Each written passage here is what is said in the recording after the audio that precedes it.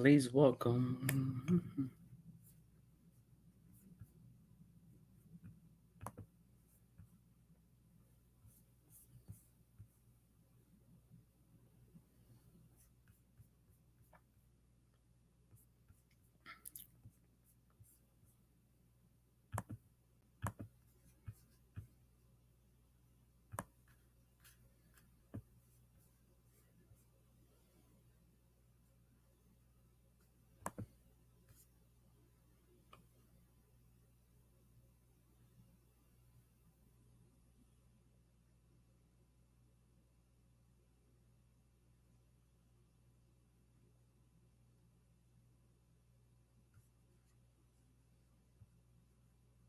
Please welcome Crime and Justice with Brian Pete.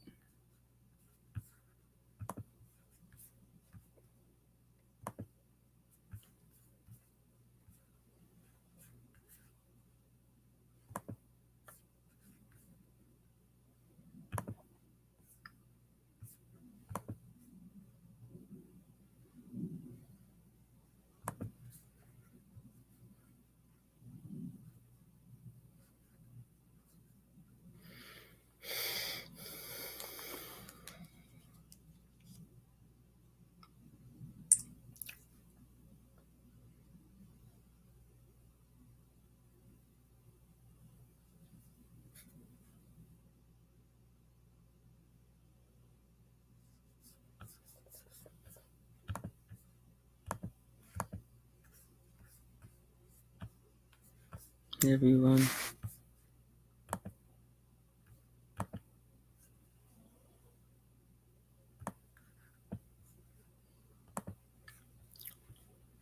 Good evening.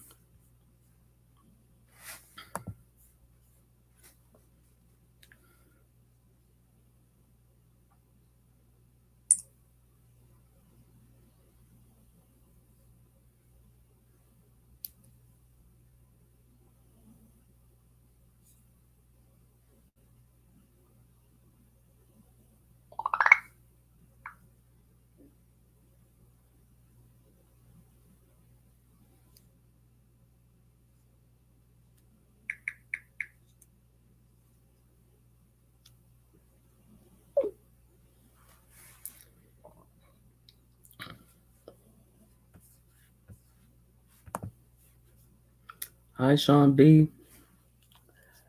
Sorry I started a little late, but I had a doctor's appointment. I got out pretty late, so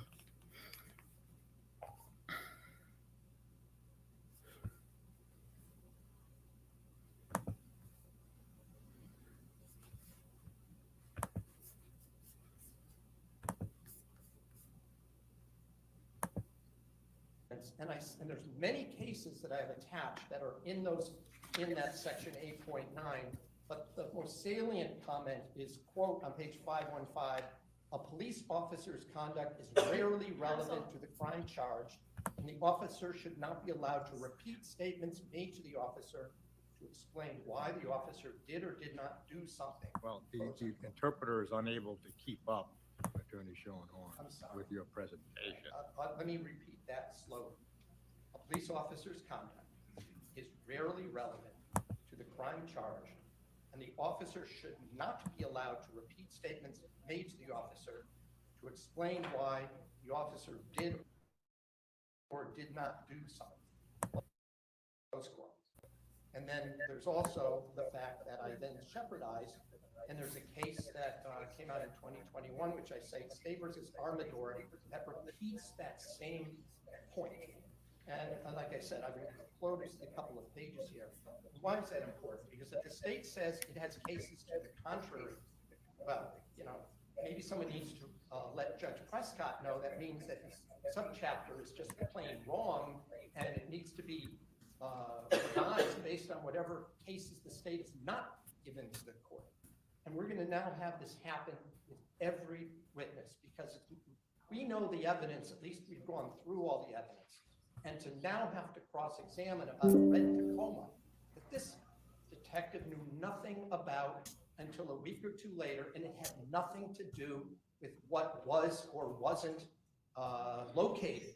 on Albany Avenue. So for example, if he had simply said, based on the phone pings that he received, they went to look for cameras, they gave that information, he wasn't around, he gave it to the other detectives to locate, and as a result, they obtained some footage. And we could have moved right into the fact that there was footage of a Ford Raptor that was similar to one that Mr. Dulos owned. I would have had no objection to that. But now to get into a vehicle that this witness clearly knew nothing about at the time, and I'll just to preview what's to come, a week later when the police are at Fort Jefferson Crossing and they have a search warrant, Mr. Pavel Gumieni, drives up Fort Jefferson Crossing, sees the police officers there, and turns around, tries to get away, only to be stopped by the police. And then we get into what he was interrogated about or what he was claimed he was doing, and then they questioned that. It didn't seem accurate. So that comes up. That's certainly going to be in the case down the road. But I don't get to confront and cross-examine this witness because he's not going to know where they got that information from. And I'm going to submit that at this point they didn't have it at all. But my bigger concern, Your Honor, is that's why I keep filing these motions in limine. The court needs to at least make the state make an offer of proof about these issues. And if it doesn't, the prejudice is that the jury gets to hear this. The state gets to do a speaking objection, so it gets to give an extra closing argument as to why it wants to get into certain evidence. And aside from it not being fair that the case proceed that way, it eventually, if it hasn't already, becomes a due process violation. And it denies the defense the right to cross-examine, because when I asked this witness, as of that date, Memorial Day weekend, he had no idea that one of the employees owned a Tacoma. So I'm also asking that be stricken at this time from the record, because I just don't know what else to do. It's a surprise. The police never, it says almost never. I'll just note that in the Armador case, which is just a couple of years old now, the issue was a witness to the case, not the police, went to the hospital at a certain time to see an acquaintance who was involved in, who had been one of the victims in that case, and went there. And the notion of relevance has to do with not relevance to what the police do, it's relevance to the charges. It's relevance to the charges. And the fact that the police were looking for a car or to see whether there was a car, wondered why this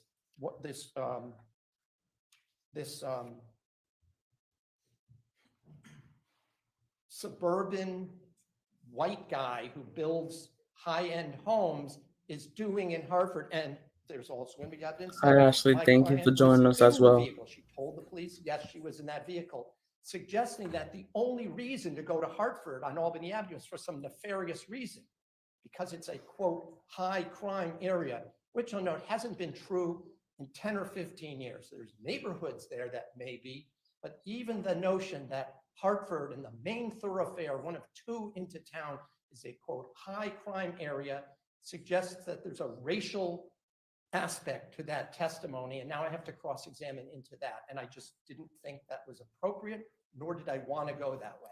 So the state, by doing this, is opening up the can of worms. And I bring it to Your Honor's attention because I don't know, because I have to make a record, you know, and each thing, you know, the court maybe is tired of my objections, but I have to make the record. Sometimes we did sidebar on Friday, we did a sidebar.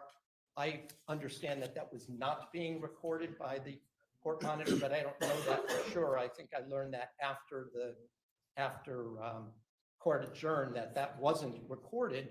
But what was discussed at sidebar was this idea that the police get to explain why they do certain things. I said, but they don't.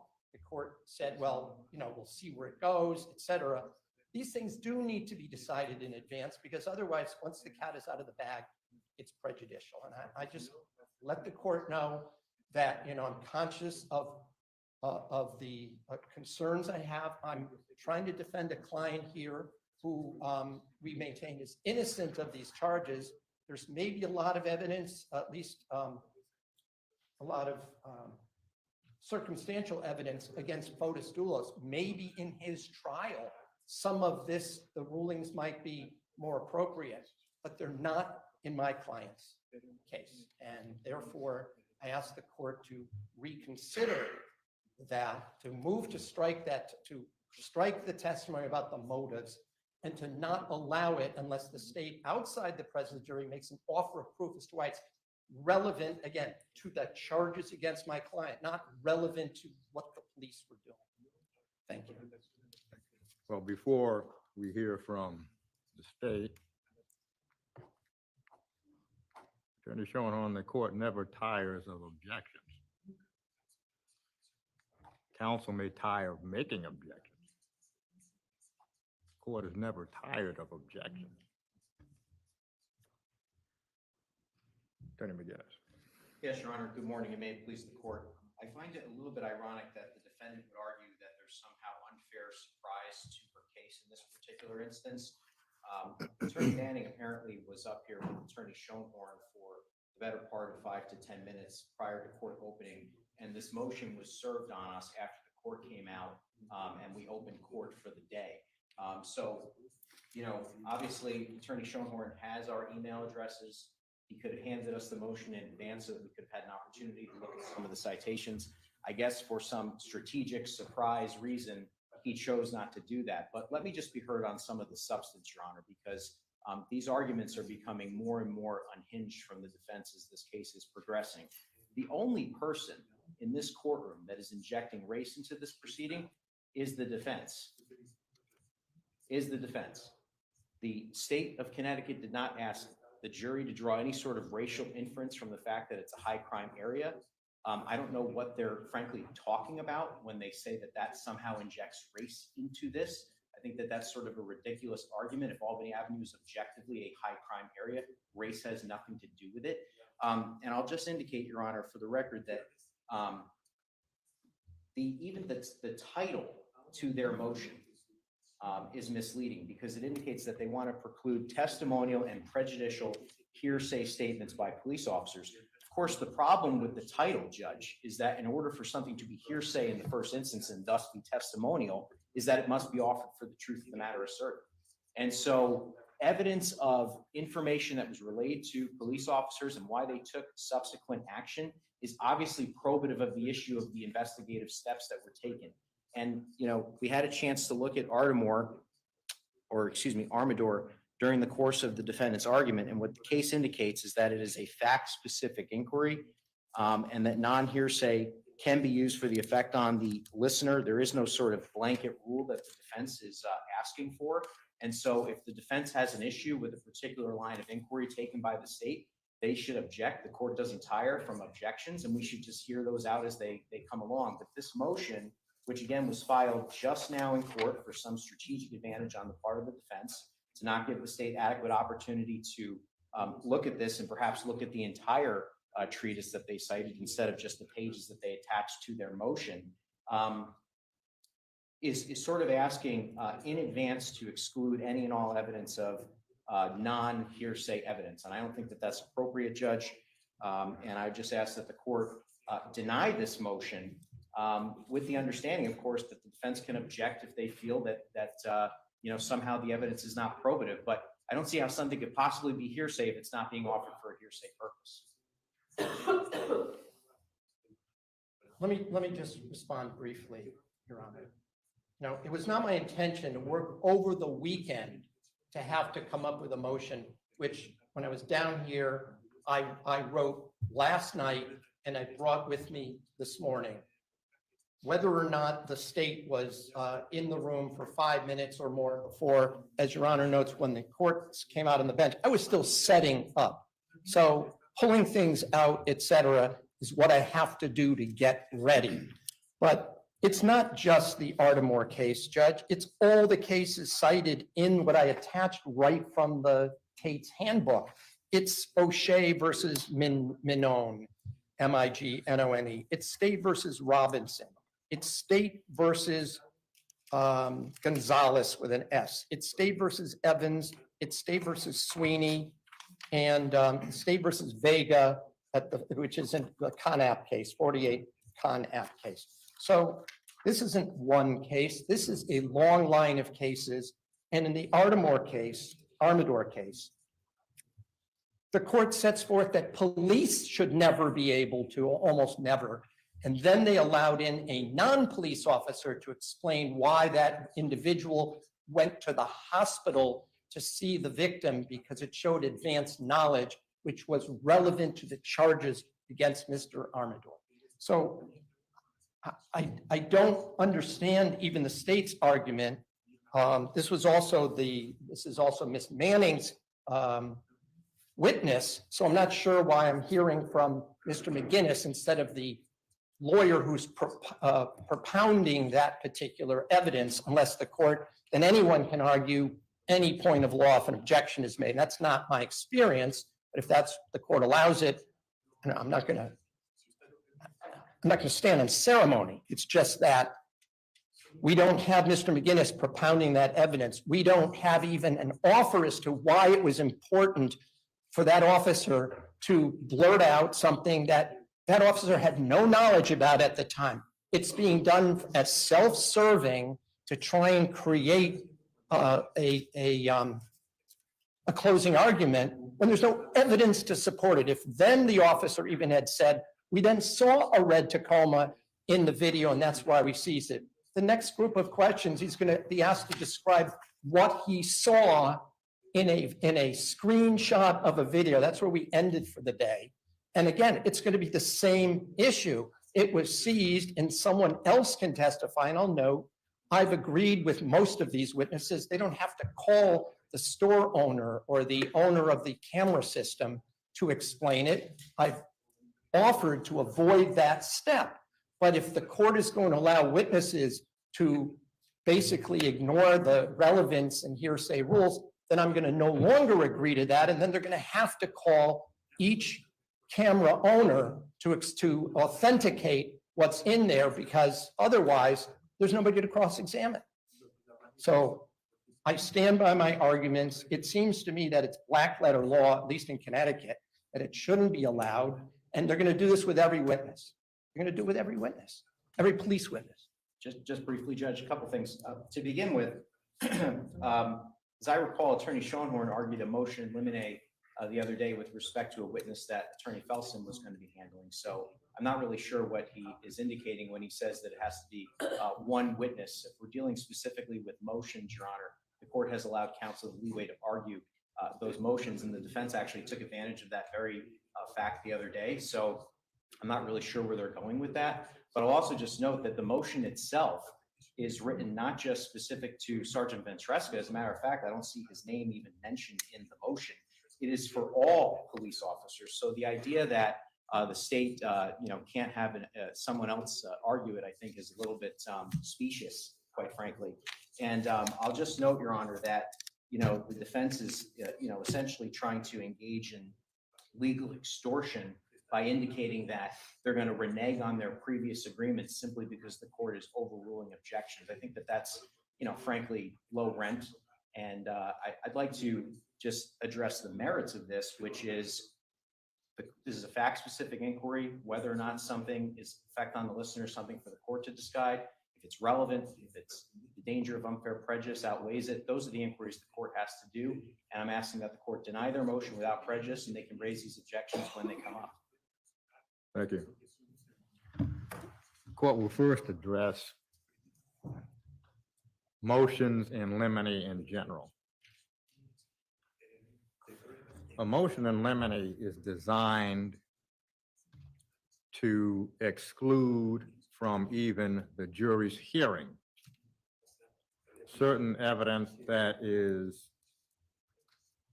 unfairly prejudicial.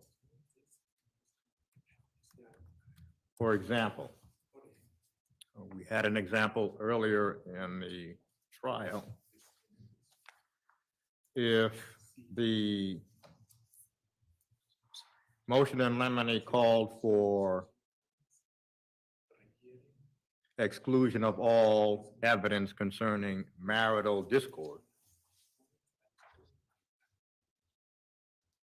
then the motion in limine should also indicate what that evidence is so that the court can determine whether that evidence is unfairly prejudicial. It's not the category of testimony that the court looks to in determining whether to grant a motion in limine. It is the specific facts or fact that the proponent of the motion believes is highly prejudicial and unfairly prejudicial. What the court sees here is a motion in limine to preclude certain categories of testimony. Well,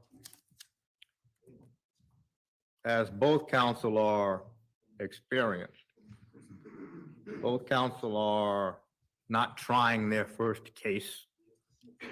A witness can say anything at any time.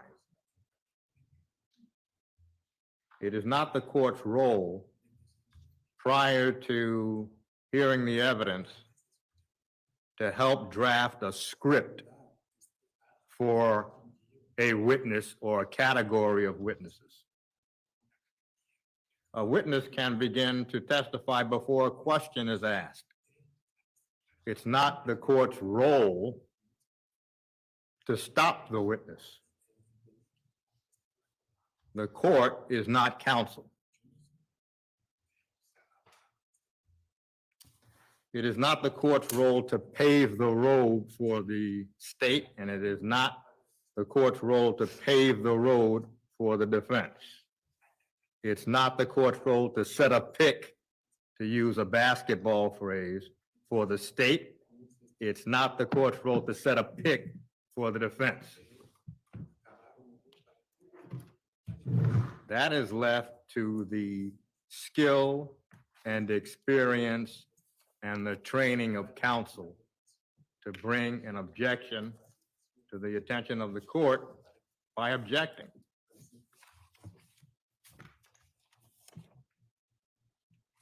The motion is denied.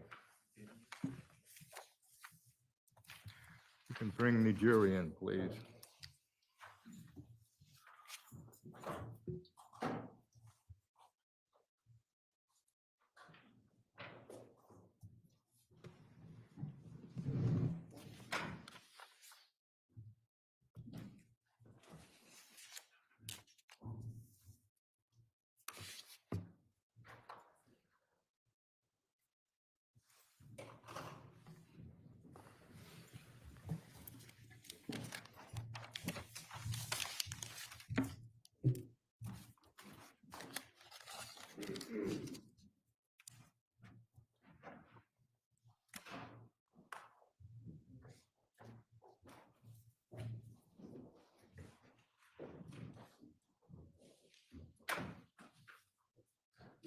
Good morning, ladies and gentlemen. Would counsel stipulate? Yes, Your Honor. Thank you. Your Honor, I believe we left off with Sergeant Ventresca. Thank It's you. right outside, if I may.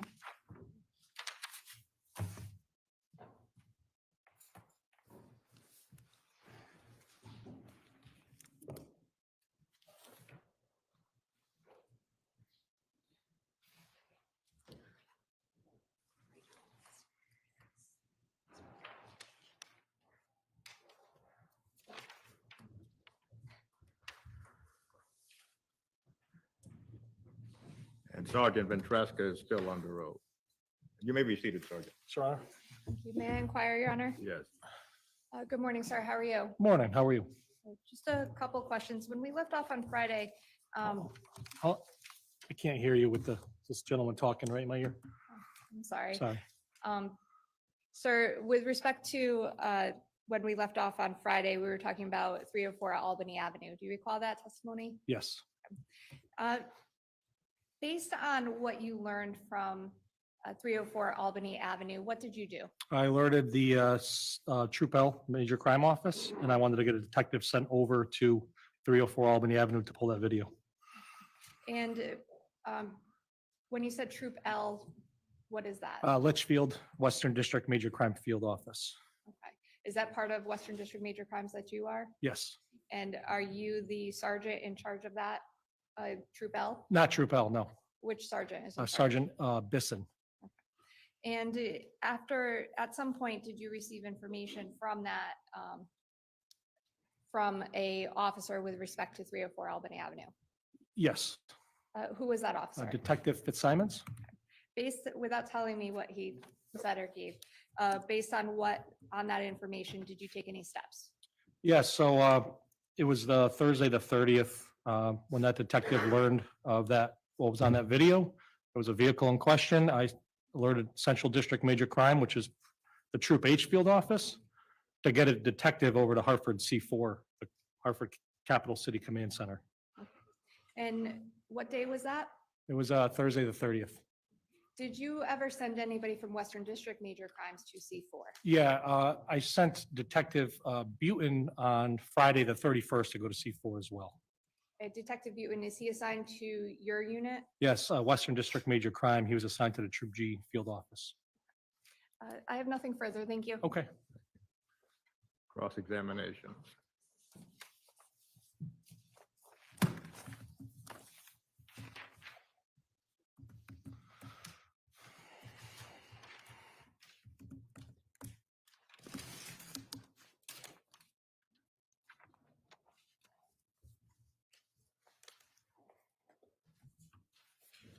Is it so, Sergeant Ventresco? Yes, sir. I think we met. I'm John Schoenhorn. I represent Michelle Troconis. When you talk about Albany Avenue in Hartford, you also refer to it as Route 44, correct? Yes, And that's United States Highway 44, correct?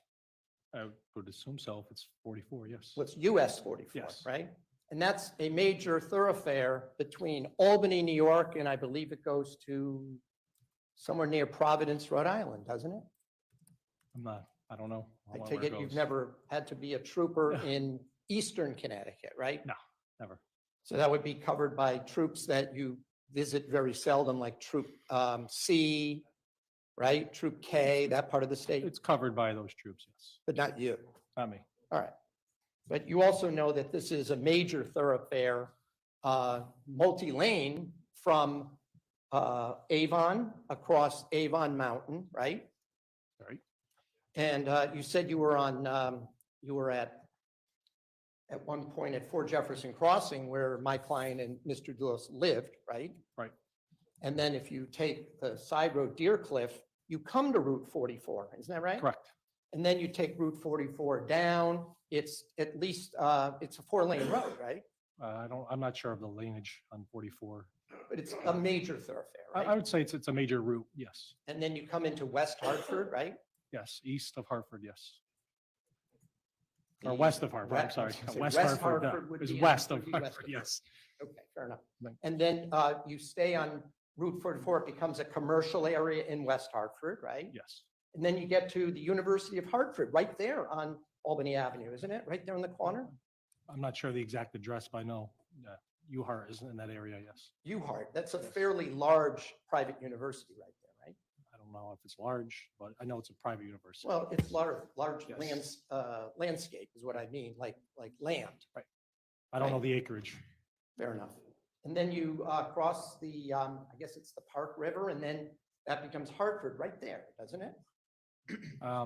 Again, I can't tell you exactly where the city limits are. If you're saying it is, then, All right, well, we looked at a map. Right, I could put it right. back up, but I'm just don't Okay, want to right. show the map again. But one of the things we saw when you were showing the various streets in Hartford along Route 44, there's a McDonald's right there, right? I don't recall. You don't recall seeing Yeah, that on the McDonald's? map? No. Or the satellite view, I mean. No. And you also know that if you go down another couple of blocks, you get to the Yard Goats baseball stadium, right? A AA team stadium is right there, right? I think it's there. Yeah, so that's the Yard Goats is a professional baseball team, right? Right. And that was there in 2019, wasn't it? I believe so. You're talking Dunkin' Donuts? The Dunkin' Donuts Stadium right there, right? And that you understand that a lot of people come from the suburbs to watch AA baseball. Absolutely. So when you use the term that that portion of Route 44 was a quote, high crime area, was it because there was a Jamaican restaurant there? No, it's referring to the city of Hartford. The city is, okay. Yes. But you didn't know if Mr. Dulos had any business in Hartford at all, do you? Not that we knew of at the time. You knew that he built large homes, right? Yes. But you don't know whether he owned or built in Hartford, do you? Did not know at that time. And you didn't know if he had any dumpsters available at that time either, did you? Did not know at that time. When you drove past 4 Jefferson Crossing, you didn't see a dumpster, No. did you? There was a for sale sign there, though, wasn't there? In front of his house, At from the 4? pictures we saw. At 4? I can't remember if there was a for sale sign at 4 back then, back in May 24th. Okay, so we're talking about that Memorial Day Yep. weekend, right?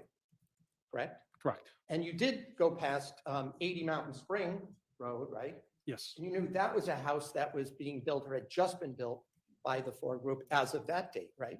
Yes. And you, in fact, testified on Friday that you saw one of those large banner for sale signs showing the Ford Group in the picture, right? Yeah, something similar. Yes. And you couldn't remember if it was actually in front of the house or by the street, but you remember something similar like that outside. I remember there was something down by the road, at the base of the driveway. I couldn't tell you what was up by the house. Well, indicating the house Yeah. was for sale, right? Right. And as of that date, did you know whether or not there were showings at that house on 80 Mountain Spring? No, I Road? did not know.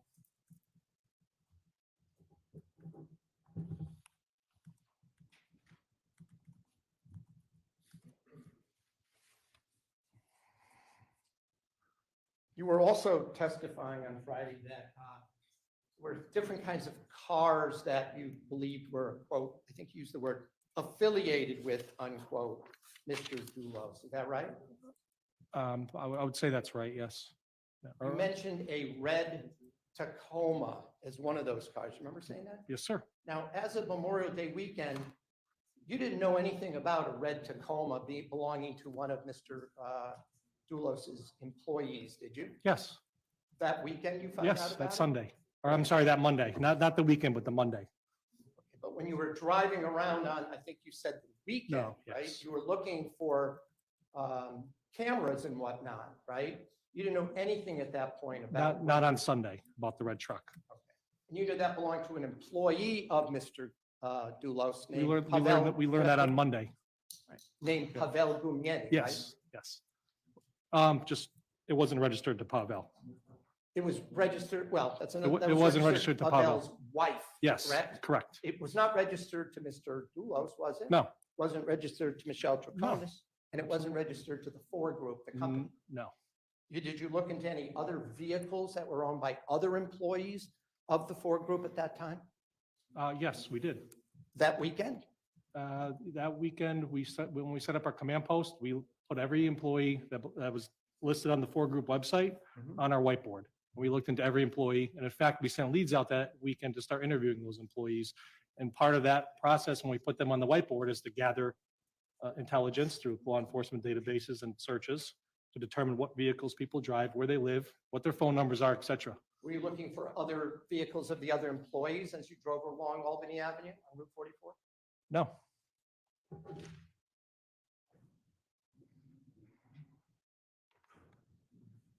And you did know that that red Tacoma was about 20 years old, correct? It was Yes. a 2001 Tacoma, right? yes, And were you aware that it was leaking oil and was in bad condition? very aware. Incidentally, you didn't look for any leaking oil along the route you were traveling, did you? No, I mean, there's multiple vehicles that drive routes. There's multiple oil stains all over the roads. But these are all things you learned a little bit later, is that correct? Well, that Monday, I learned about the Tacoma through a neighborhood canvas. So we put that vehicle on our list of vehicles on that Monday.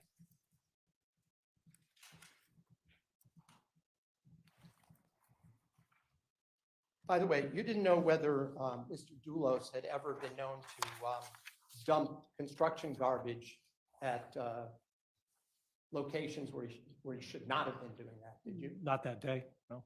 On any No, day? no, never. Now, in your career as a state trooper, have you ever had to investigate an illegal dumping case, No. even as a road trooper? No, Isn't that something the state police sometimes? investigate? Sometimes, I mean, mostly like debris on the highway, people throw couches out along the highways and such like that. Oh, you ever seen contractors doing that so they don't have to pay for a dumpster? No. Never. No,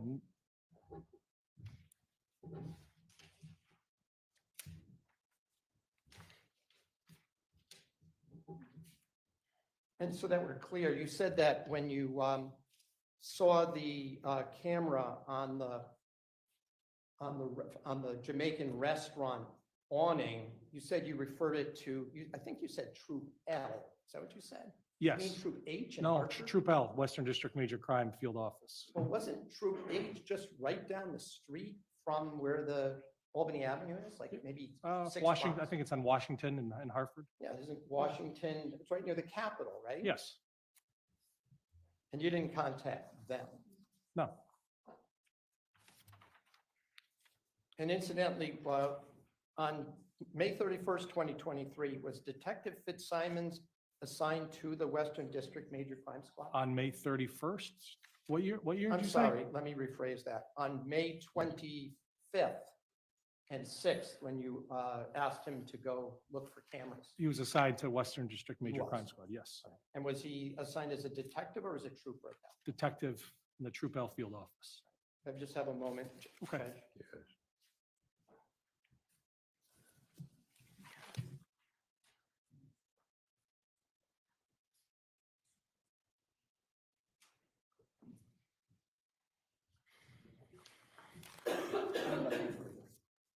Nothing further. Thank you. Sergeant May, step down. Thank you. If I may call it Mike Fitzsimons, please.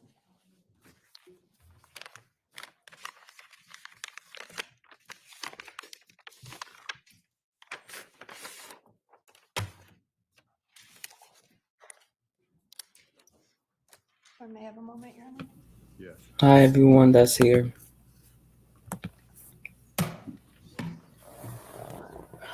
It was freezing.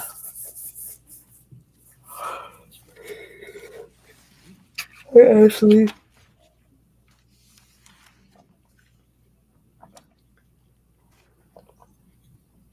Hi, Sean B. This is actually Sean B. I've seen here.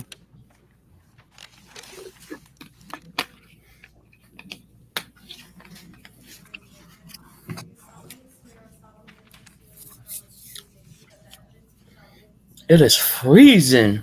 Whew.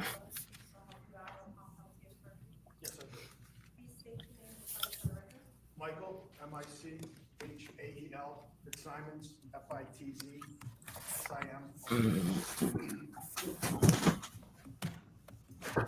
You may be seated. Cans, bottles, cup of soup.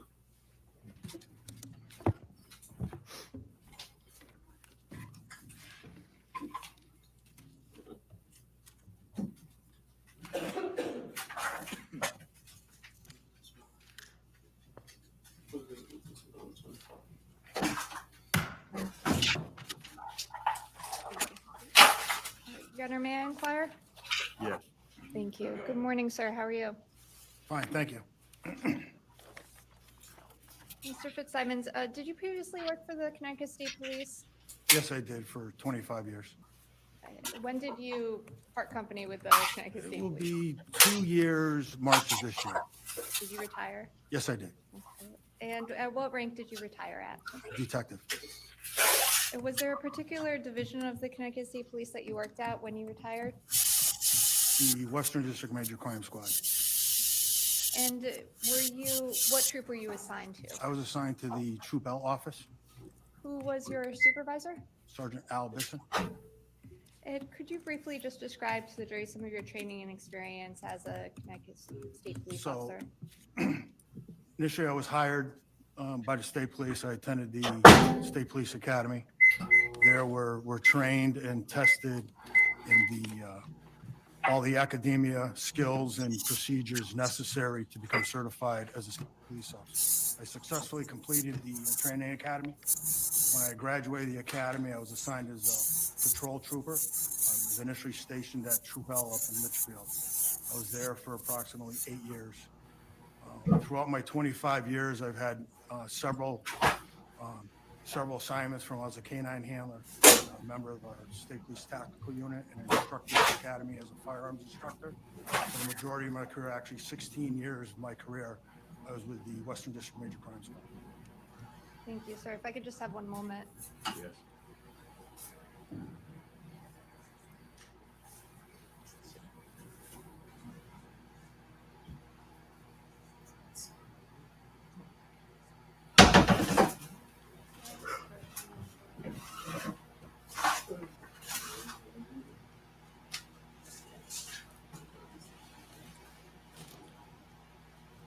Detective Fitzsimons, were you working with the Western District Major Crimes Squad in May of 2019? Yes, I was. And what troop were you assigned to again? Where were you headquartered out of? I was with the Troop L office, which is also located at the Western District headquarters. And is that in Again, the Litchfield? Western District is comprised of, as far as the major crime offices and the troops, are 4 offices and 4 troops. And again, we kind of work all in concert together. I kind of equate it to like, some of the other cities where there's multiple firehouses. Sometimes you only need one firehouse, other times you need several. So we kind of work together. And I'm going to draw your attention specifically to May 29th of 2019. What was your assignment that day? I was assigned to assist with obtaining a copy of video surveillance from an establishment on Albany Ave in Hartford.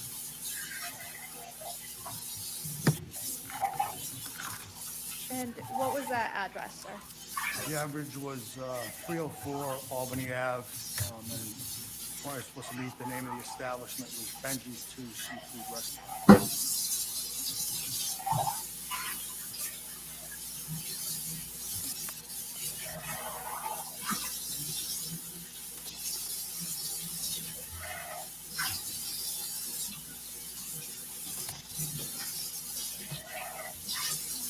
Can I just inquire of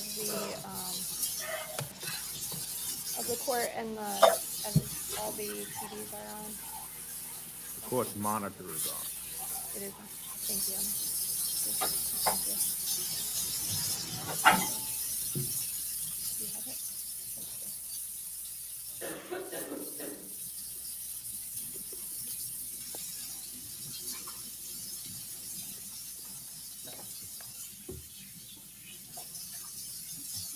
Your Honor, with respect to States 34, there are 2 items on it that have already been admitted through other witnesses. However, the last 2 have not. Sir, if I can draw your attention to the screen behind you, I'm going to show you what's been marked as, I guess, picture 2.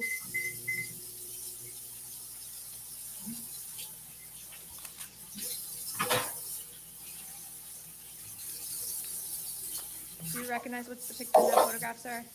Yes, I do. And what is that? That is Benji's 2 Seafood Restaurant. And is that the restaurant you went to on May 29, 2019? Yes, it is. Why did you go there? I was assigned by my supervisor to download that video surveillance there. Information was received and passed on to me. They believe there was information, believe in photos was in the area of Albany Avenue on May 24th, sometime between 7 and 8 p.m.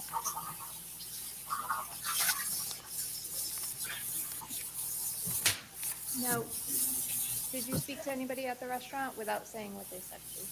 Did you speak to anybody? Yes. Okay, and were you able to download any video? Yes, I was. I'm gonna actually draw your attention to the screen again, picture 1. Sir, if you need to, Your Honor, may I just ask him to Certainly. step near the screen? Thank you, if you can. Does that picture or map, if you will, depict where you went that day on May 29th? If you could please point that out.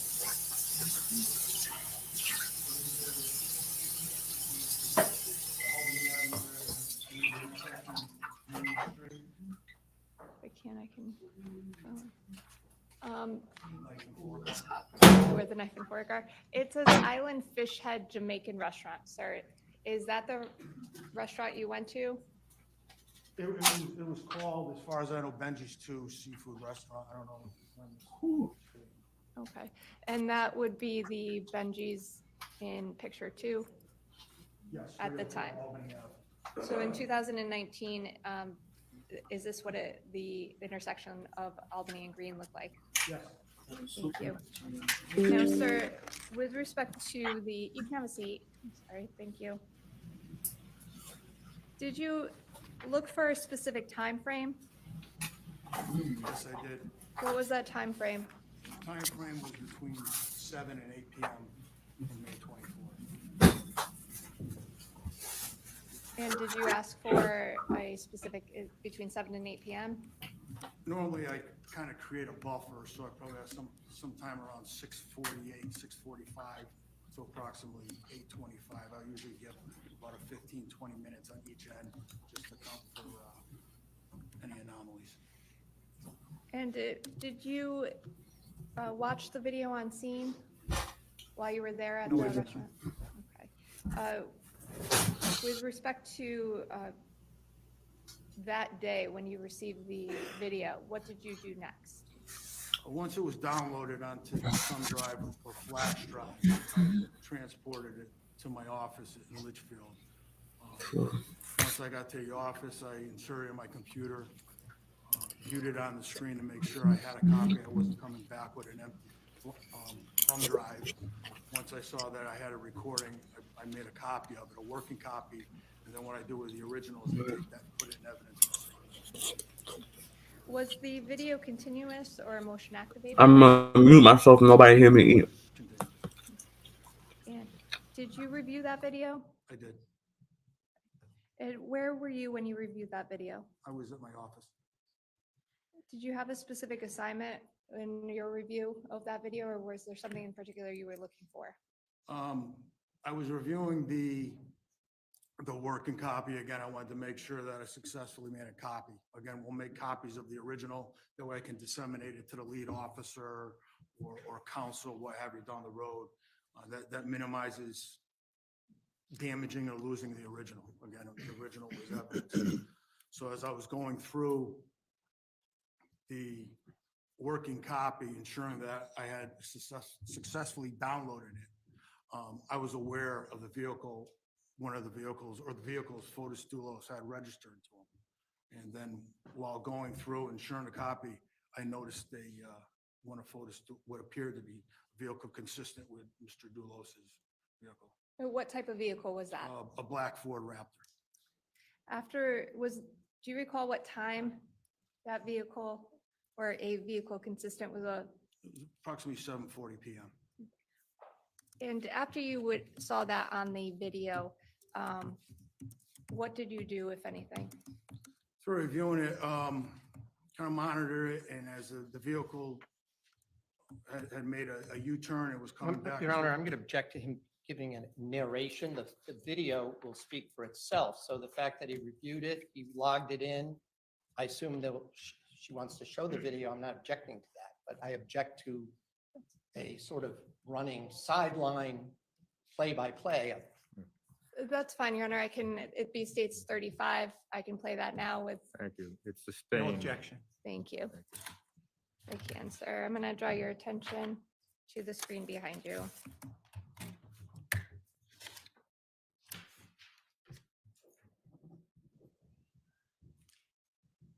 I may just have one moment. Yes.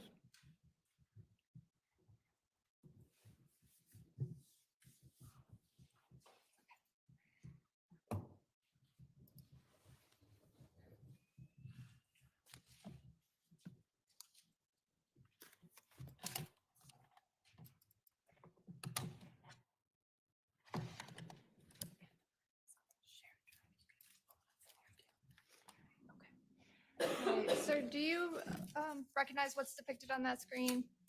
Yes, that is an easterly view of Albany Avenue at the front of the Benji's Restaurant. Okay, when you say easterly view, let me just ask you, if somebody was driving away from the screen towards the upper right, is that towards Hartford or away from Hartford? That would be towards Hartford. Okay.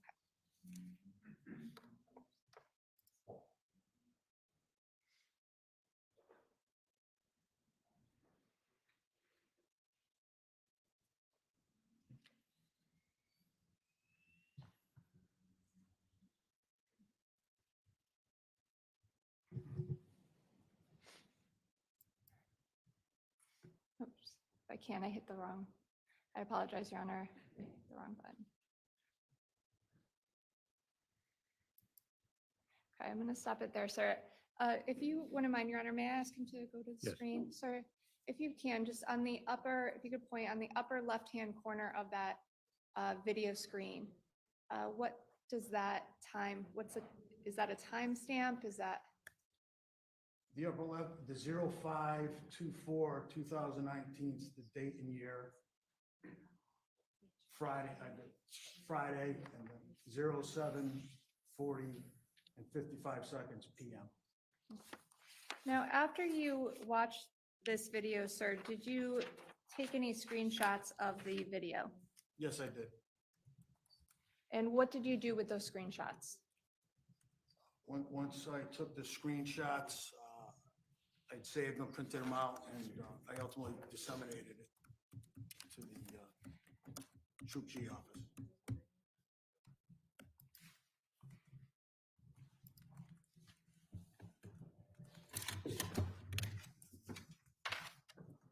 I believe this is states 34.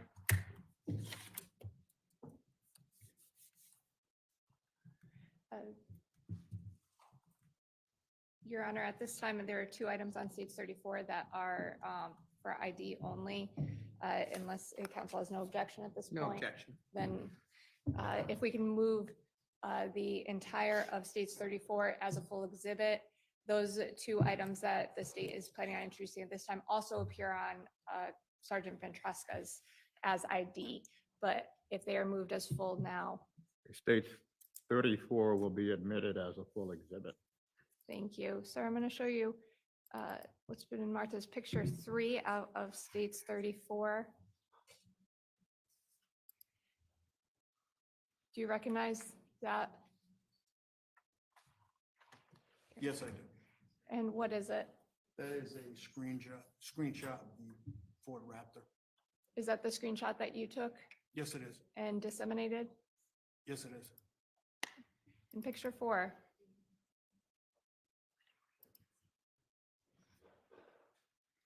That is another screenshot of the Ford Raptor. and is that the screenshot that you took Yes, it is. and disseminated? Yes. I have nothing further, thank you. Cross-examination. No questions. Thank you. Well, we will refer to you as detective. You may step down. Thank you, sir.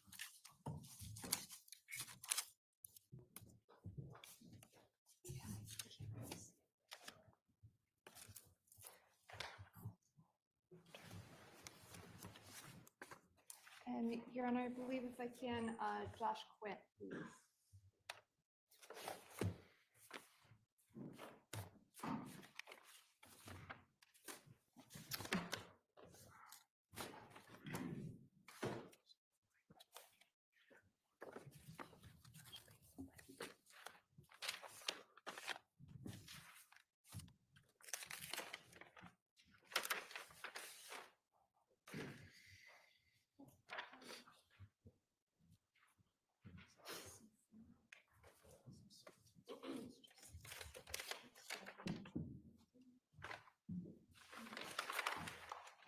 Please raise your right hand.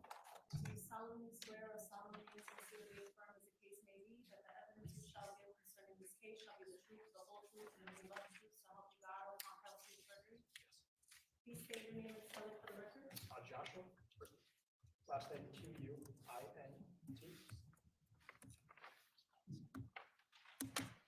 your position?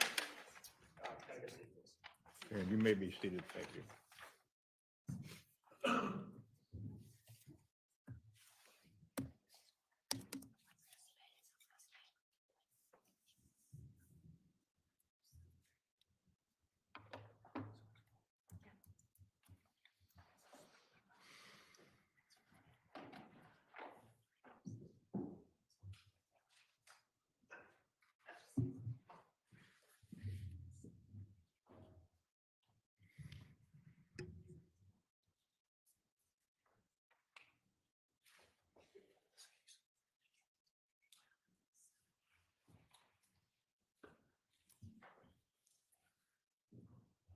May, Your Honor.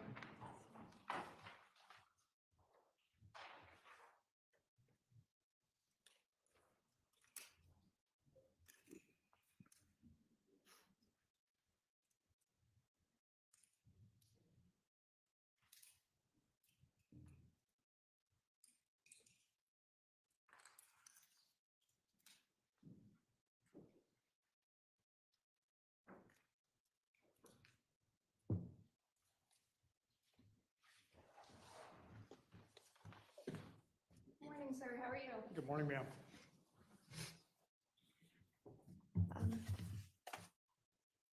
May I inquire, Your Honor? Yes. Thank you.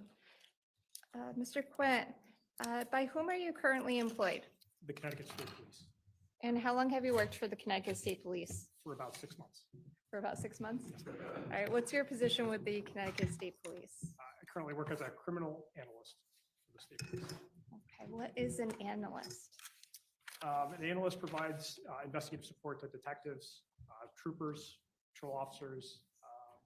We just assist with investigations, by whatever means we can, whether that be law enforcement technology or commercial or law enforcement databases.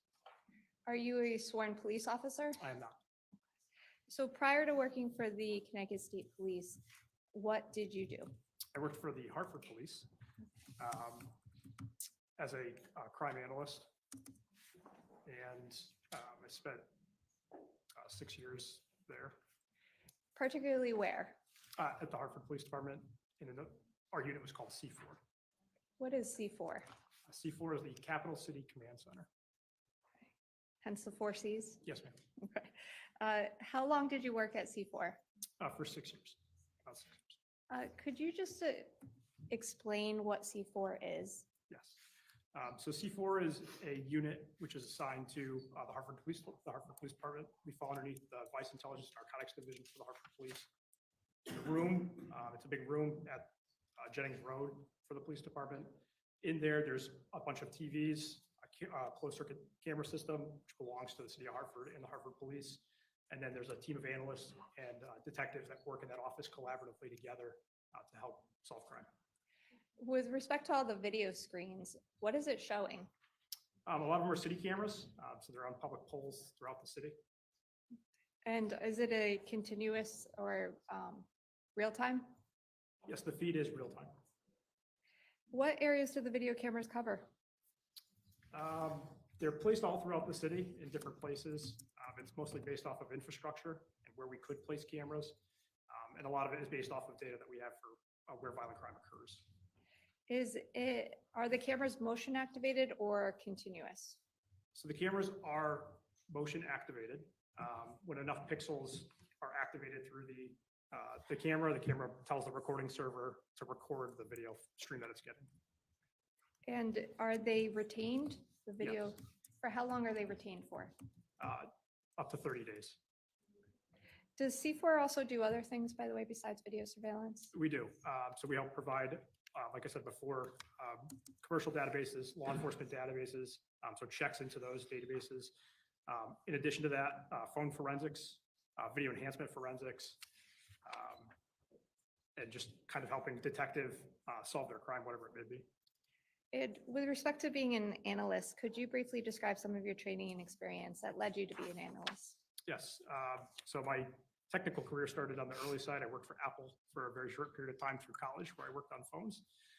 Following that, I did spend some time in the military where I served as a military police officer. During my time in the military, I attended a crime and criminal intelligence analyst course down at Fort Leonard Wood, at the United States Military Police School. Following that, I worked for the Department of Homeland Security and the Department of Defense for the Army. And in 2019, were you working at C4? Yes, ma'am. And what was your position? I was a crime analyst. And I'm going to draw your attention specifically to May of 2019, at the end of May. Did C4 go through video surveillance throughout Hartford at the request of law enforcement in the investigation into the disappearance of Jennifer Dulos? Yes. Were you part of that assignment? Yes. And specifically, what was that assignment? I was contacted by my supervisor who had asked me to assist the New Canaan Police Department and State Police with a missing persons case. Specifically, he wanted me to check for video between the hours of 7 and 8 o'clock on the 24th. Is that 7 and 8 o'clock p.m.? Yes, ma'am. So how does that work when strike that. Let me ask a foundation question first. How many video cameras are in Hartford that C4 is capable of looking through? So there's over 1,000 different camera views throughout the city. So how do you look through it for a particular item or vehicle for a particular time, say 7 to 8 o'clock? So it can be done manually, where we can scrub through the video and actually look and find manually what we're looking for. There's another option. We have a software program called BriefCam. BriefCam is a video analytic, which I don't know if I should continue to explain. If you can. Okay. please. Thank you. BriefCam is a video analytic, and the way that it works is it looks at all the different objects that move through the frame, identifies them by what they are, whether it's a pickup truck, a bus, a van, a car, and then it also separates it out by color. So now you could use this program to then go filter and find the different objects that appeared.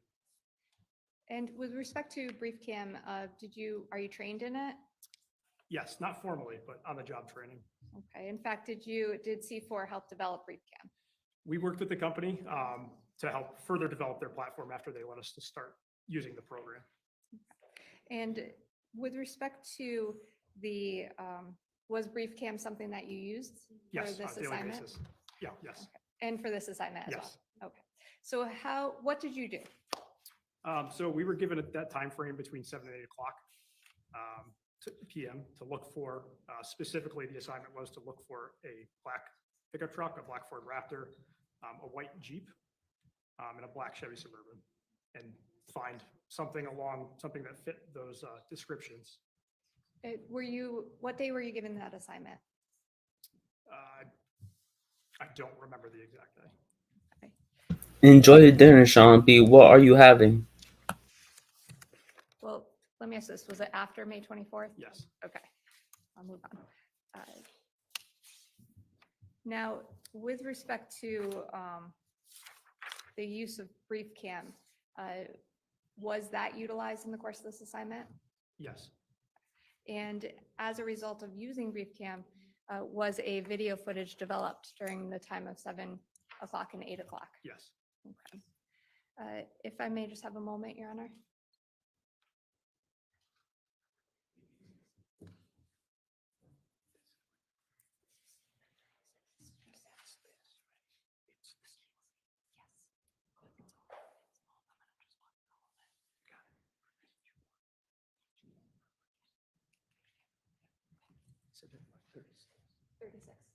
Seats 36, Your Honor. I don't believe there's any objection.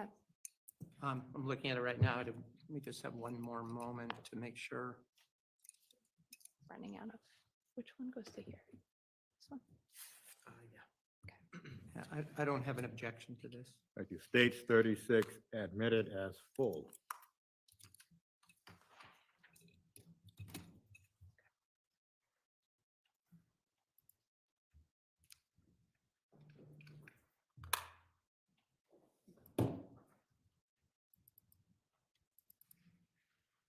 Okay, Mr. Quinn, I'm going to ask you to take a look behind you, please.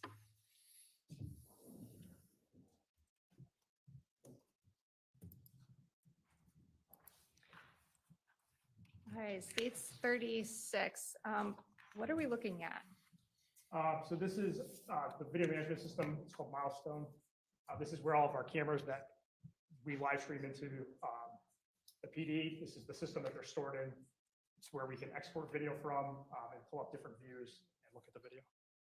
Is this what you would see at C4 in 2019?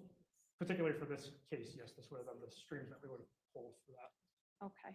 And with respect to, I don't know if you could see it or you need to go up to the screen if I can, Your Honor, ask him to approach the screen if need be. Each camera viewpoint, I guess the grids, do they contain a separate camera? Yes. And with respect to the camera viewpoints that are contained on that screen, what area do they cover? So each camera, so the top row of these cameras covers the area of Albany and Blue Hills, which is an intersection in Hartford. So there's a pan-tilt zoom camera, and then there's 4 additional fixed cameras that show the intersection around that area. The area of Albany and Garden, which is, these are all just the fixed cameras, and then the area of Albany and Center. Now, you mentioned fixed cameras versus something else. What's the something else? The something else is a PTZ, or pan-tilt zoom. That's how it's labeled up there. So it's a camera that we could move around at the PD, but it's also a camera that is of a higher resolution than the other ones. With respect to for instance, you said, I believe the first one, Albany and Blue Hills. Would that be that first row? Yes, ma'am. Okay. Which one is the, just going to say the movable camera, if that's okay? It's the top left. Okay. And the other three would be are in fixed points? Yes, ma'am. With respect to the movable camera, was it moved during this time period? Or how are you able to move it around? So when in a live incident, we're able to actually use the computer program, click into the live view, and then dictate where we would like the camera to be pointed at. When would you utilize that in a live instance? So being part of a real-time crime center, we support a lot of shooting investigations that happen in the city. So when there's a shooting that cops may be responding to, we're pulling up these live feeds, moving the cameras to points where cars may be fleeing, where we're able to get a license plate and then develop that further. Just, would you also utilize it if like the marathon or an event or anything like that? Yes, Okay. Marathon, the Jazz Fest, all sorts of Okay. different events in Hartford. Is that the, that's the real-time portion of it, the real-time crime center for the C4? Yes. I just want to clarify, make sure we're on the same page. Now, with respect to Albany and Garden, did that have a movable camera? It did. Okay. And is the movable camera displayed here? It is not. Okay. And believe you said Albany and Center, or Yes. is that the other one? Is that a movable camera? The one that's up here is not. Okay. Now, I'm going to draw your attention to, this is Albany and Blue Hills. I see the PTZ. Is that what you were talking about, sir? Yes, ma'am. Okay. What is down here? And if you can see for the record, my cursor is highlighting the bottom middle portion of the screen. But what is that? So that's the timeline. So it shows you the date, the time of the video. That's where it is when you're playing it. The red is motion. And then as the video progresses, the bar will start to slide. Okay. And by the way, are you able to, I guess, go back and forth between the viewing of one screen versus back to that main view and go in between? Yes, ma'am. So start playing. Sir, what's the time that this starts at? 7:29. I don't know what the seconds were. You already started playing that. Okay. Now, I'm actually going to fast forward a little bit. And well, while this is playing, sir, what intersection is this? Albany and Blue Hills. Now, which road is Albany? If you wouldn't mind standing up and just pointing, if that's okay. This is Albany here. Runs from east to west. And there's a road over here on the right. What is this? That's Adams Street. Okay, and over here on the left? I do not know what the name of the street is. Okay. And over here on this green and yellow awning side, do you know what that is? Scott's Bakery. And is this where the camera is? Is that an intersection?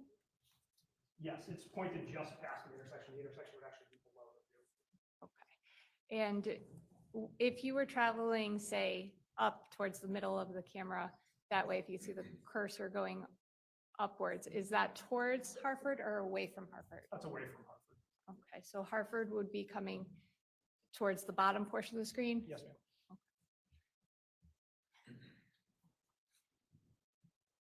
And did you utilize brief cam on this camera?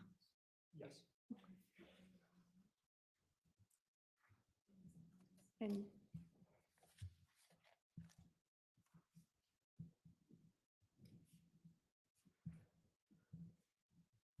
And again, what information did you put into brief cam?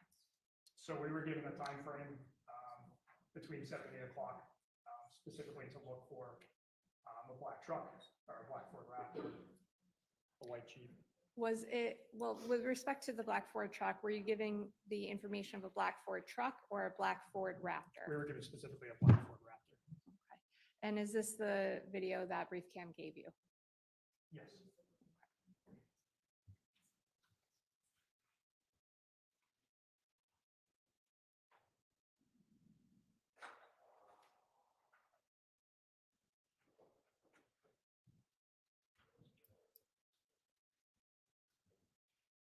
So if you were to go back to that main screen, would it continue the same time frame? Yes.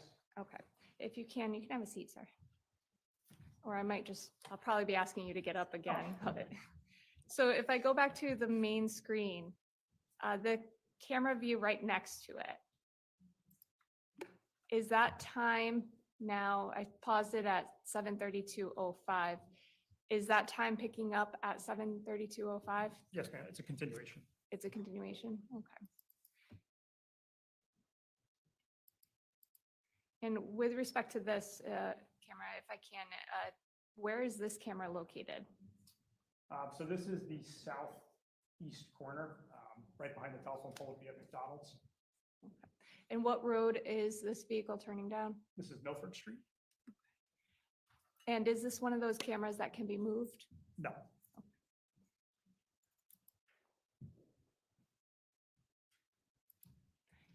Oops, sorry.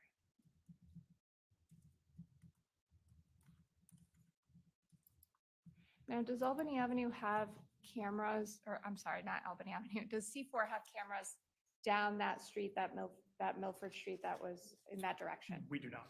Okay, are the only cameras that relate to this along Albany Avenue? For this incident, yes. Okay, and is there another camera that, is there another camera that picks up that truck? Yes.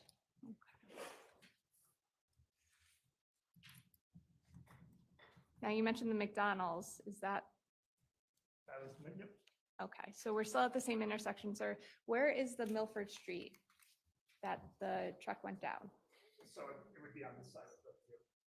It would Okay, continue down that south. so is there a way in this road right up here?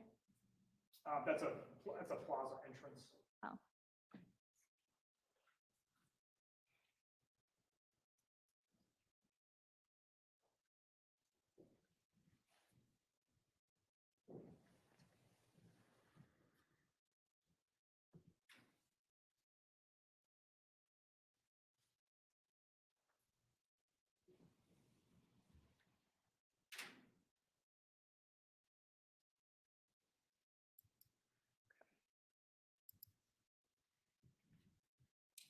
And last you indicated there was a fourth camera. Here, I'm actually just gonna scroll back. Which camera angle is this, sir? So this is another one of those fixed cameras, and this is northbound. This road here would be Milford Street. This would be Whipple Avenue. Attorney Manning, it is now about 11:16. We should probably take our morning recess. Okay, yes, Your Honor. Ladies and gentlemen, we will take our morning recess and resume at 11:30. Thank you. Please do not discuss the case.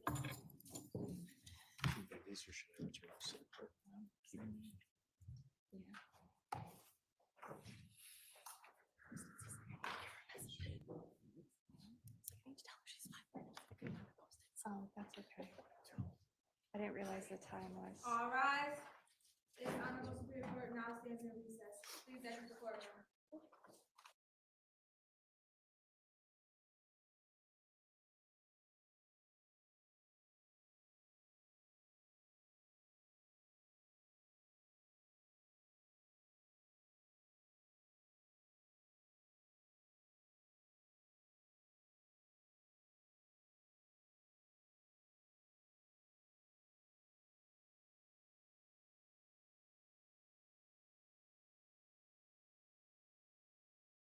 Hi, Justin Matz. How you doing?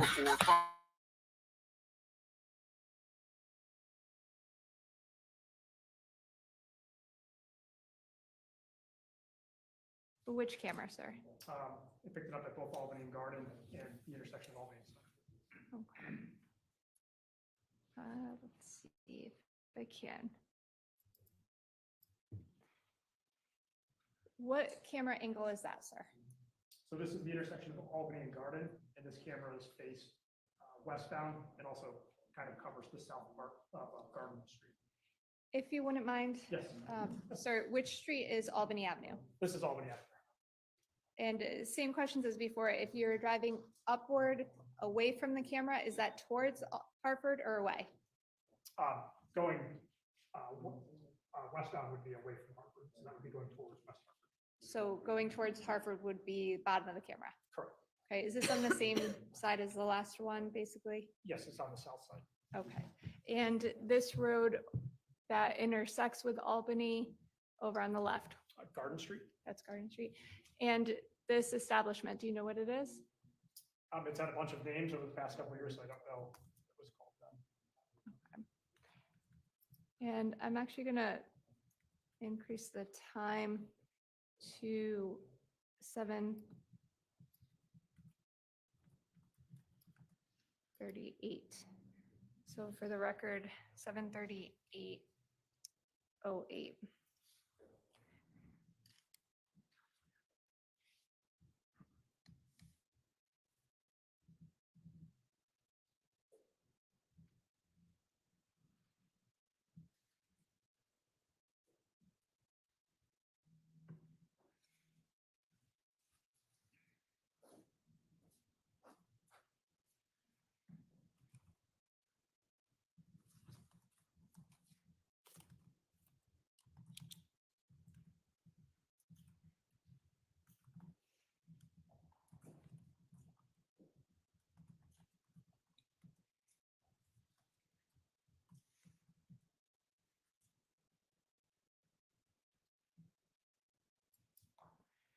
Now, sir, I'm going to ask you the same question with respect to the map. This is Albany and Garden.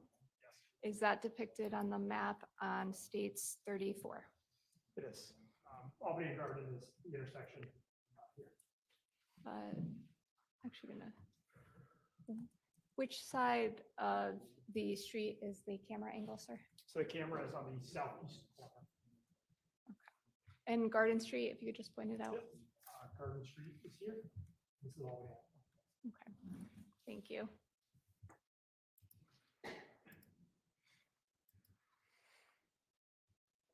Now, is this a movable or fixed camera view? This is a fixed camera. Okay. And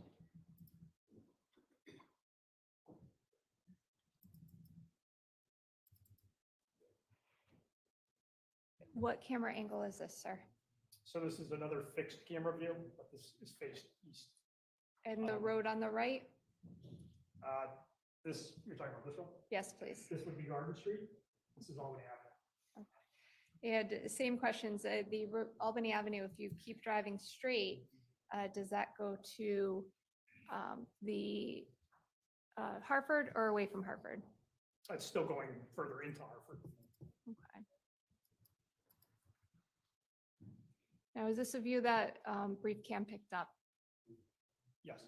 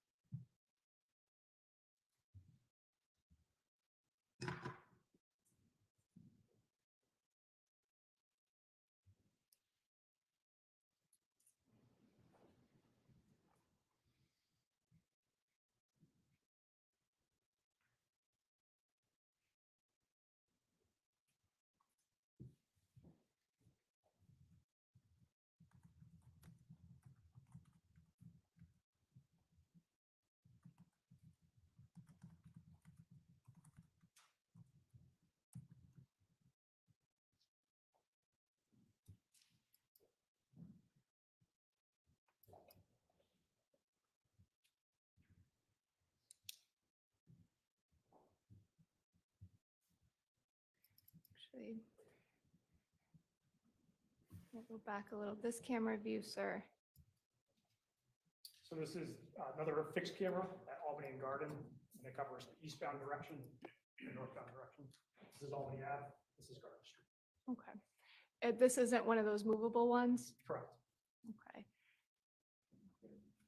And with respect to the garbage can, is that the same garbage can that we saw on the screen before? Yes. Okay.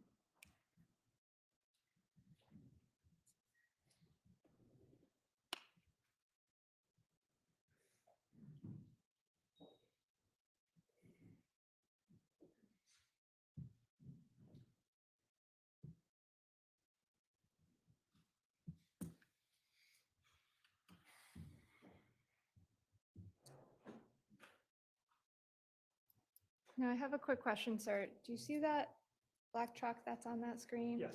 Okay, if you can, just following that up. um,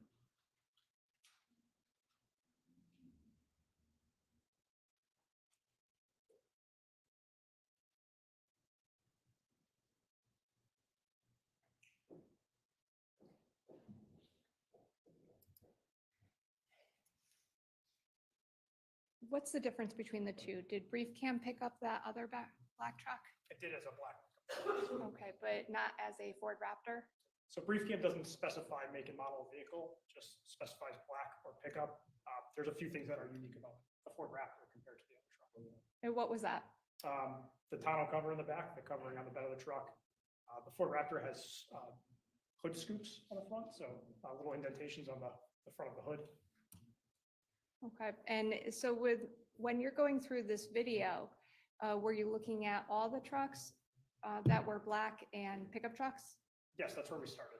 Okay, and then you started, so were you able to narrow it further? Yes. How were you able to do that? Once we started to see the same truck stopping, putting garbage bags and ran up garbage cans.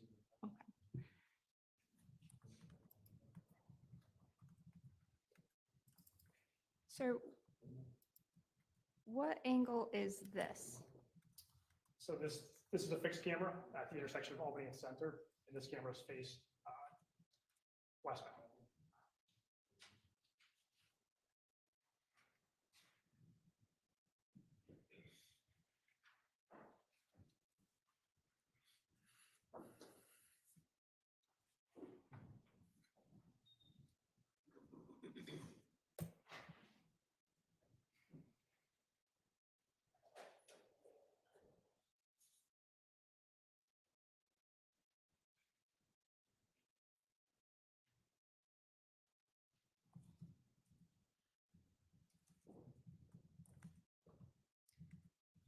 I'm going to stop here, 73947. Do we see that same truck, sir? Yes. Okay.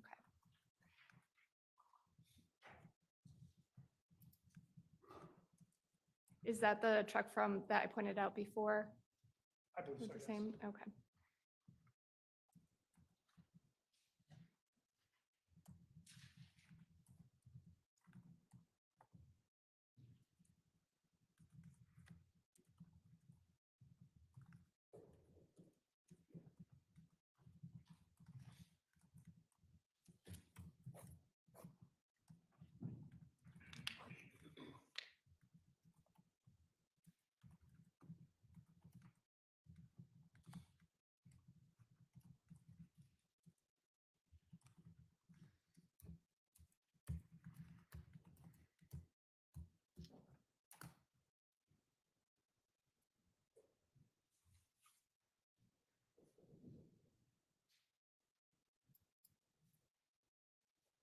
No, stop it there. So I'm going to go back to picture 1 with the map.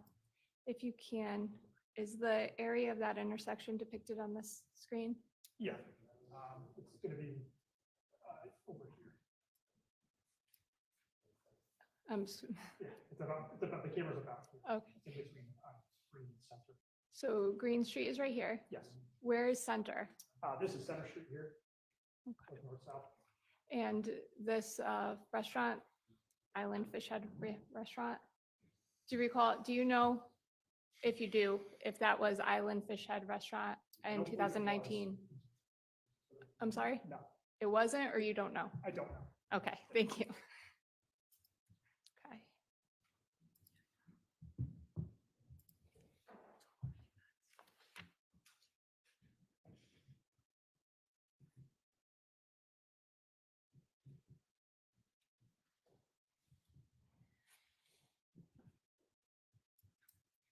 Stop at 74112.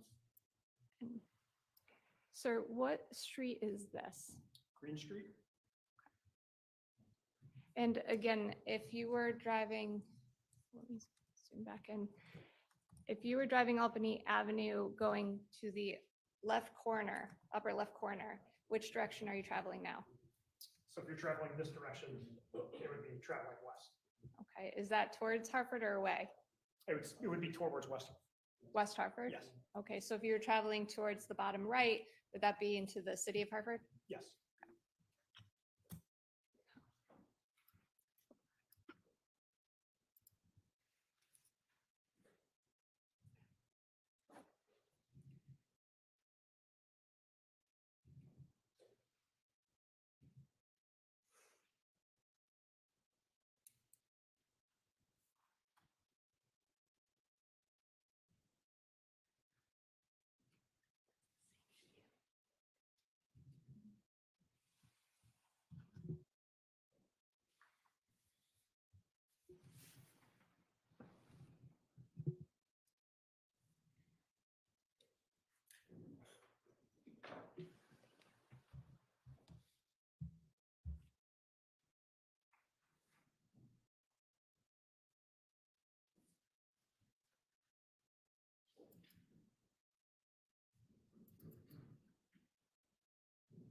Sir, what intersection are we at again?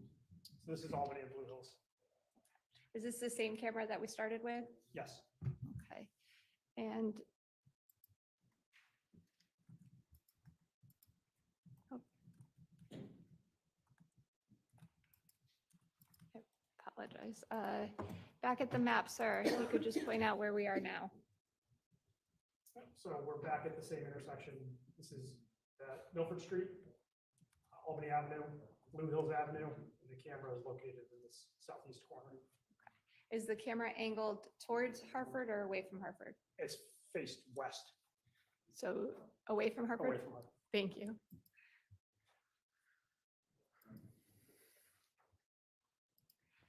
I'm going to fast forward a little bit to.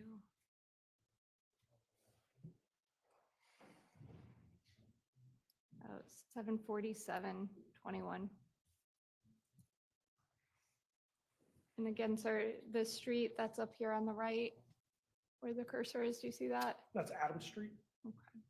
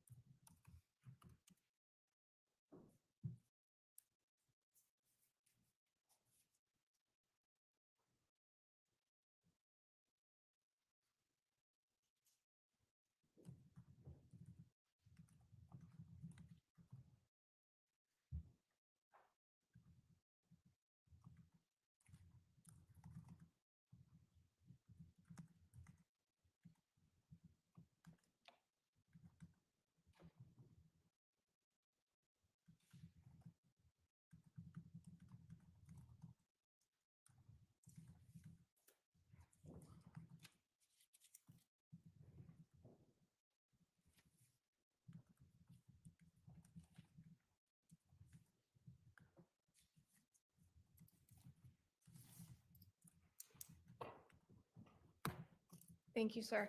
If you can have a seat. Your Honor, the state's intention at this time is to ask about the witness and inquire about some further video that was obtained. I believe there's an objection to it at this time. Well, that's fairly general, so the court does not know what the video evidence is or I what the just- objection is. Can we have a sidebar, please?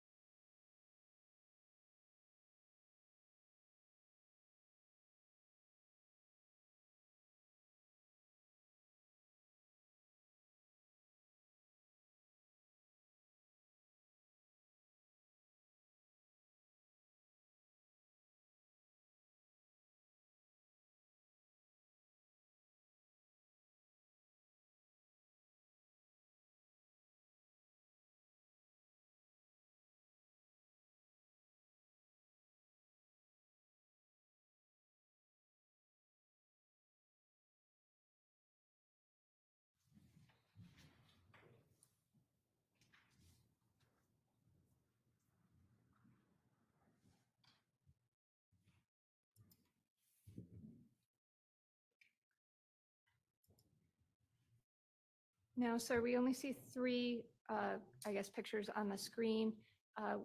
What location are these camera angles, please? So the first one on the top left, that's Albany Garden, aerospace southeast. The second one on the top right is Albany Garden, and the camera's faced west. And then the last one is Albany Garden, and the camera's again faced east. And if you wouldn't mind, Albany and Garden West, what is the date and time of this video? It's May 26th, 2019 at 6:48 a.m. Thank you.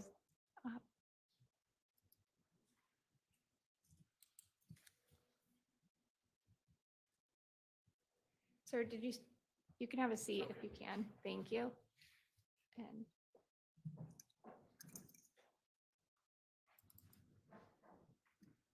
this camera angle This is faced east. of that same intersection Yes, Albany Garden. and the date and time. This is May 26th, 2019 at 6:49 a.m.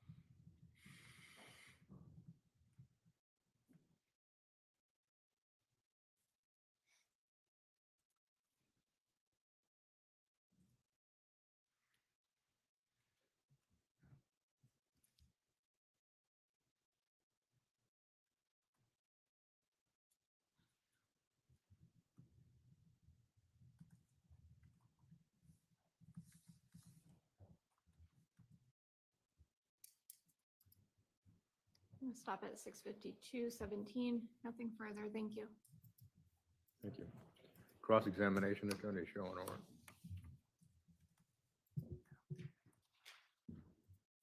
No questions. Thank you. Well, you may step down. Thank you.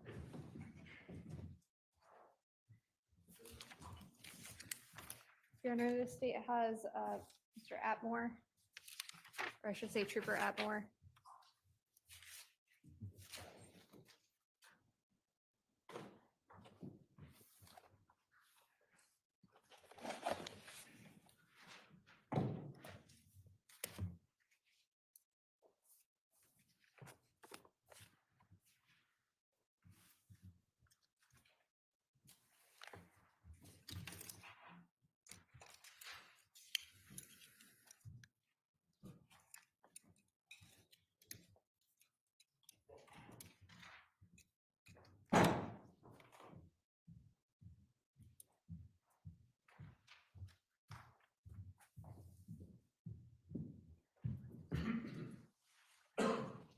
Please raise your right hand.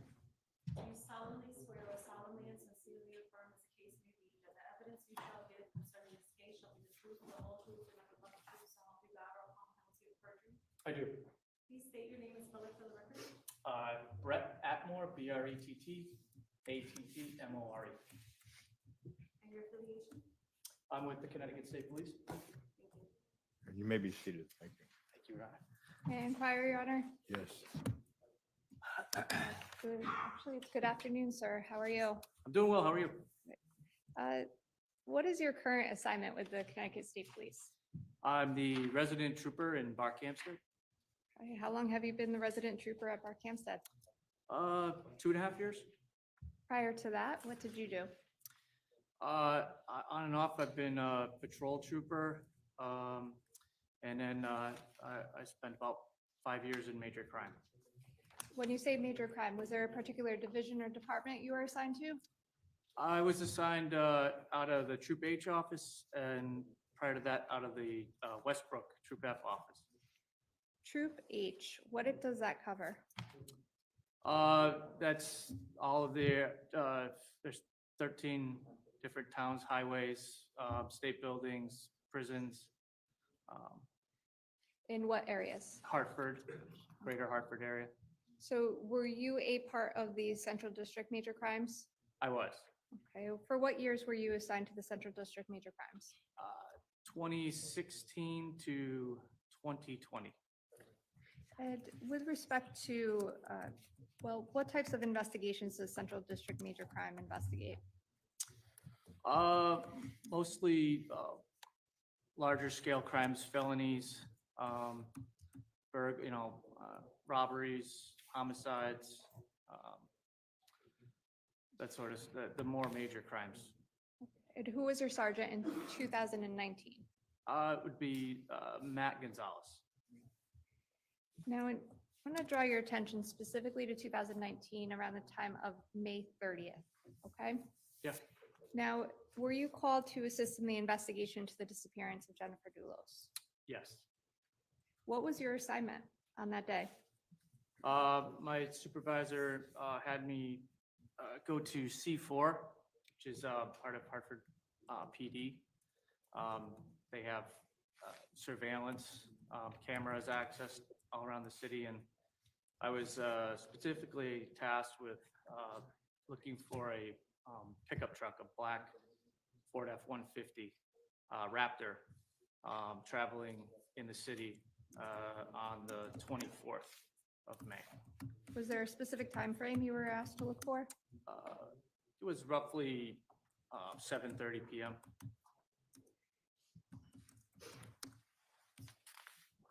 Now, did you go to C4? I did, What day did you go to C4?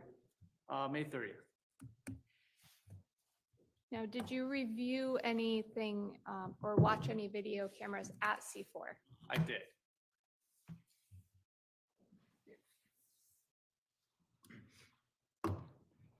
By the way, as part of Central District Major Crimes, did you work with C4 on multiple occasions? We did, yes, Okay, so you were aware of its capabilities. I was. So with respect to, I believe it states 36.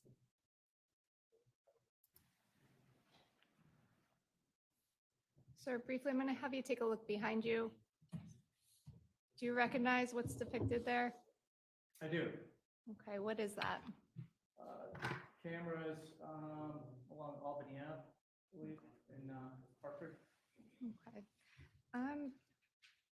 Now, when you arrived at C4 that day, did you observe, I can.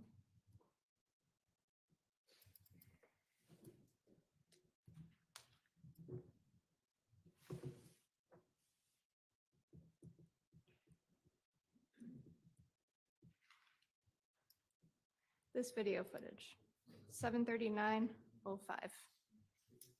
Yes, Where were you when you watched this? I was at C4 in Hartford. Did you have any other officers with you?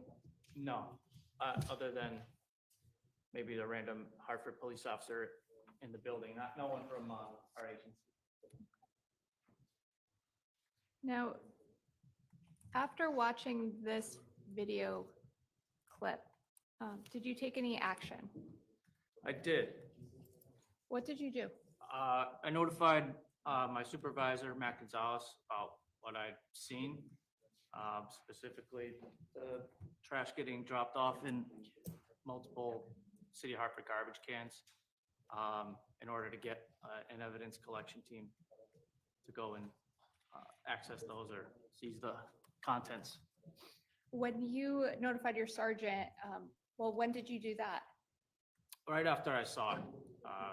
Were you That- still physically at C4 when was, you yeah. called him? Oh, why did you do that right away? Just in the event that the trash got picked up, got meddled with, I don't know. I wanted to have someone out there as soon as possible. And what day was this? What was the date? The 30th The of 30th May. of May? Yeah. Um, With respect to the screen behind you, sir, if you can draw your attention, if you could watch 7:39:26.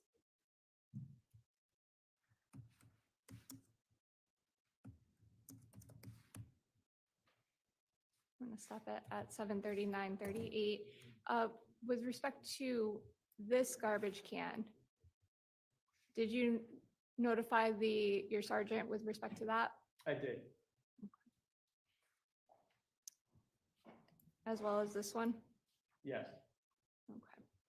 Now, did you look at other cameras as well? I did. Which ones? There was one captured Albany and Milford Street. One that was Albany and Garden. Okay. Well, Another one at Albany and Green. okay. And I think the last one was Albany and Adams. Do you see what's depicted here? I do. Okay, this is Albany and Blue Hills, I guess. If you can, sir, I'm gonna draw your attention to 7:47:22.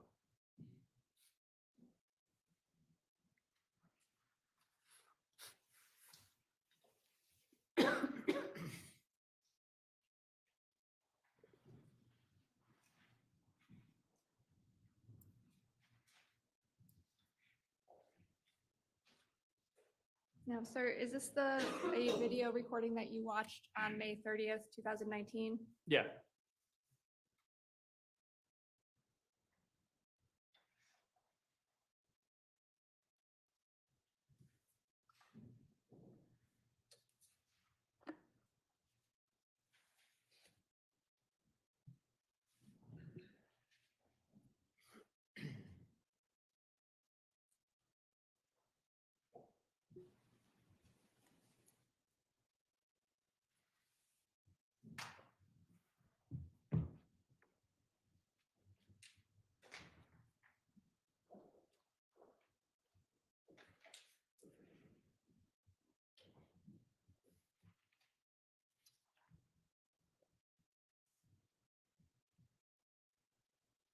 Sir, did you take any action with respect to anything really after watching this video? Again, I notified my supervisor about the location of this particular instance. It looked like a sewer.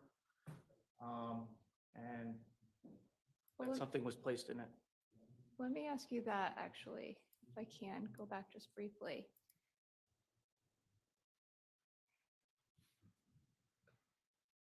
Did you notify your supervisor with respect to the garbage can? Yes. Okay. And again, were you on still at C4 when you made that call? I was.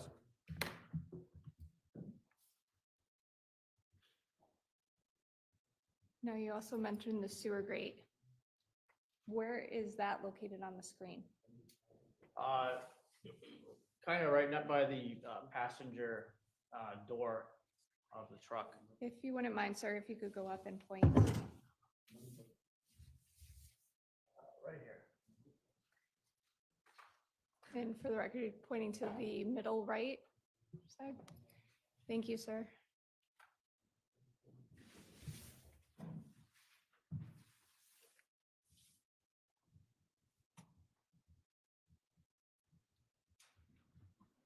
And you also mentioned, I believe, Albany and Green, was that correct? Yes.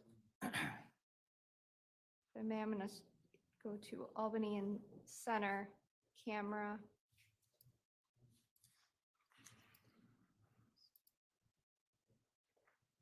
$741, please.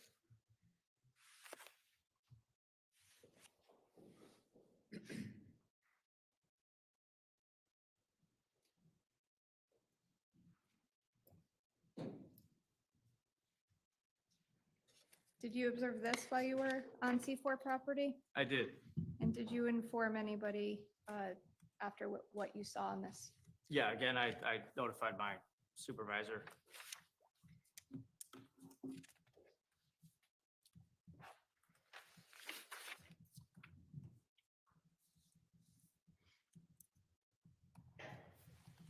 Did you actually go to Albany Avenue, sir? No,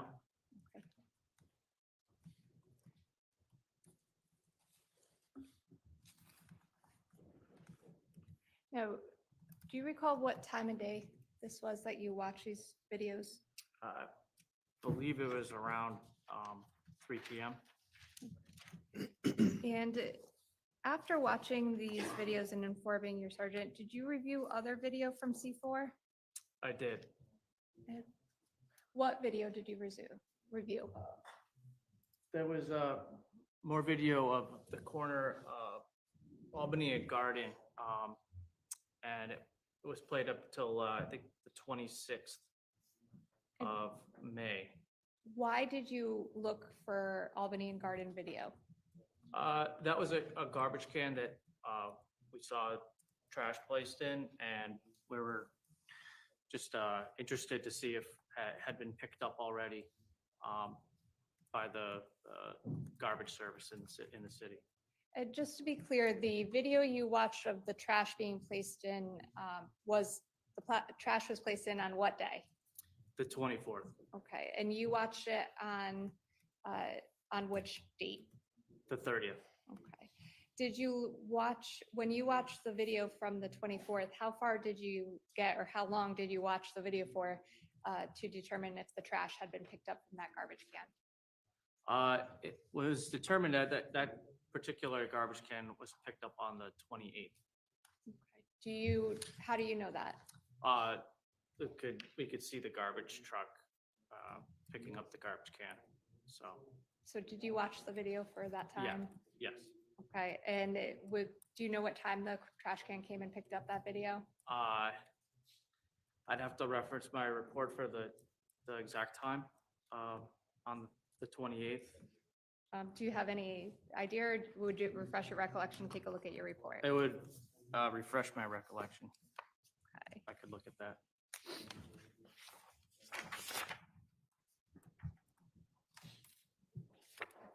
If I may have a moment, Your Honor.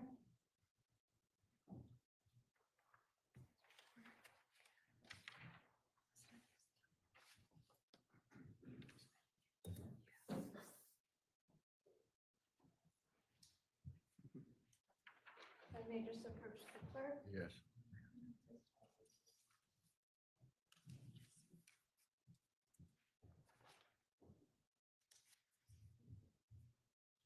Sir, I'm going to show you what's been marked as states 38 for ID. I'm going to draw your attention to the second page, last paragraph. Please don't read it out loud. Just a minute. Go over that, please. Okay, look, about 4:10 p.m. is when it got picked up. It was PM or AM? It doesn't, or does it not say? It doesn't say. So do it- So it does say hours, so maybe 4:10 a.m. Okay, I can have that back. Are you sure for 10 AM? or- Yeah, yeah. Could I have that marked for ID, please? It is. Oh, thank you. And what's the number? It is 38.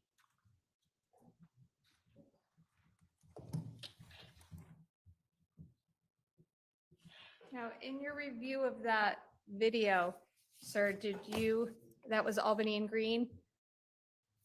Or, I'm sorry, Albany and Garden? Albany and Garden. Yes. Did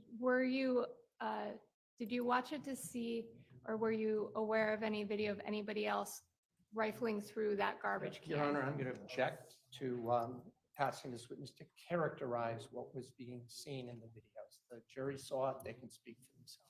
Well, the question is, did you observe anyone else rifling through the trash? I apologize, Your Honor. I will rephrase. Sir, did you see anybody else go through that garbage can? Yes. Okay, at what time or when, I should say? It was on the 26th of May, sometime around 6 a.m. If I could reference my report, I could give you a more accurate time.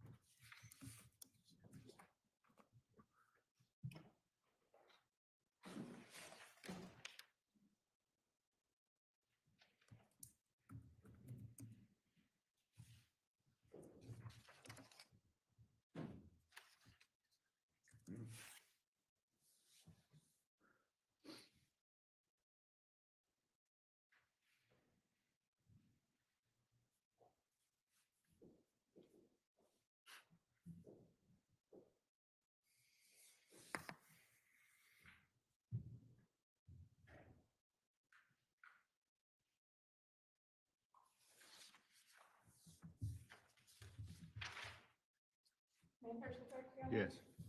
Case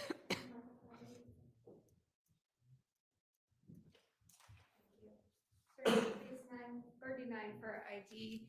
Again, please draw your attention to page 2. You can, don't read it out loud, just take a look and see if that refreshes your recollection as to mine.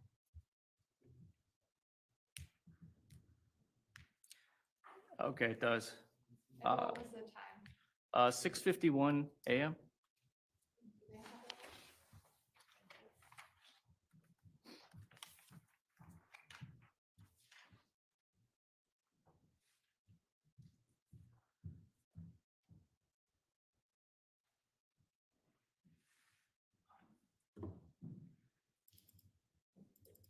I'm going to draw your attention to states 37. Please take a look.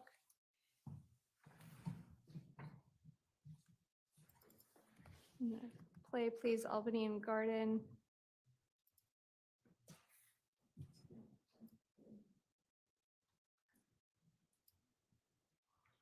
$650.25.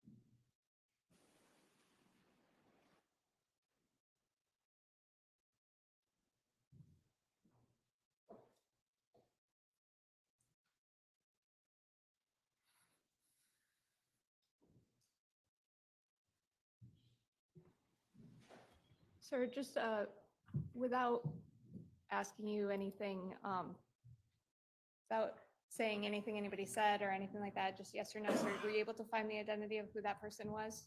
We were. That's all I have at this time. Thank you. I just would like to just look at the reports for a minute. Do you have one there in front of you? or not? No, I don't.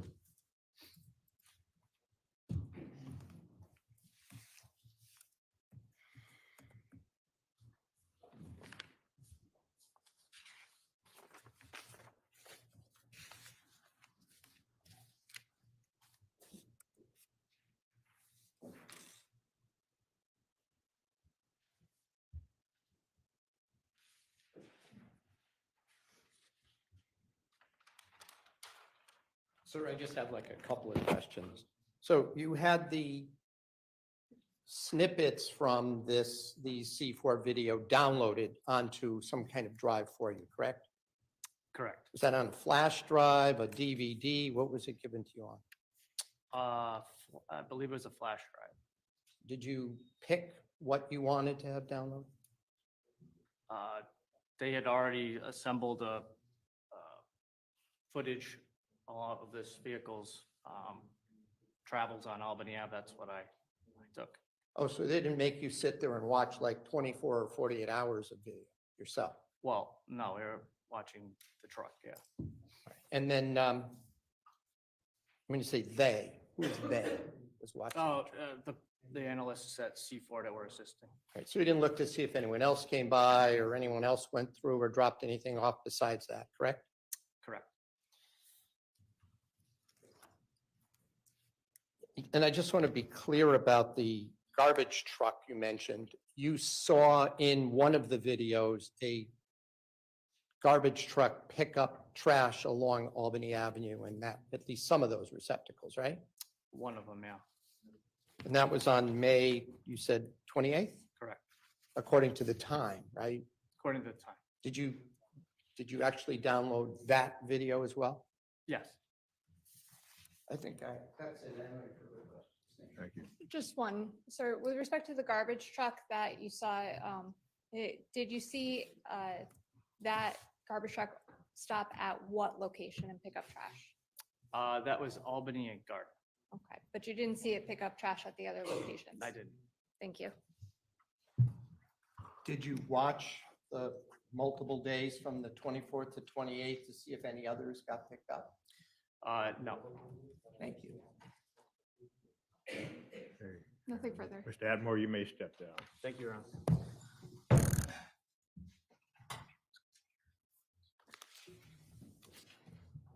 Your Honor, with respect to our next witness, I believe he was told to come for 1.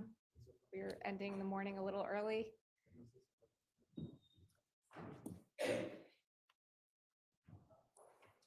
So you expect him for 2 o'clock? Yes, sir. Thank you. Well, ladies and gentlemen, if you are disappointed in that, we're sorry.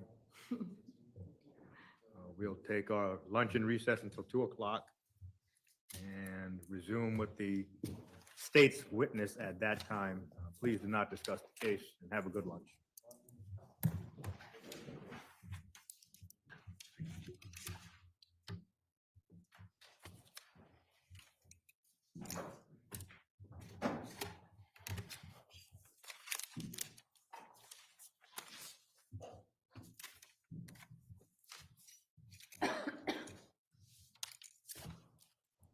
All rise.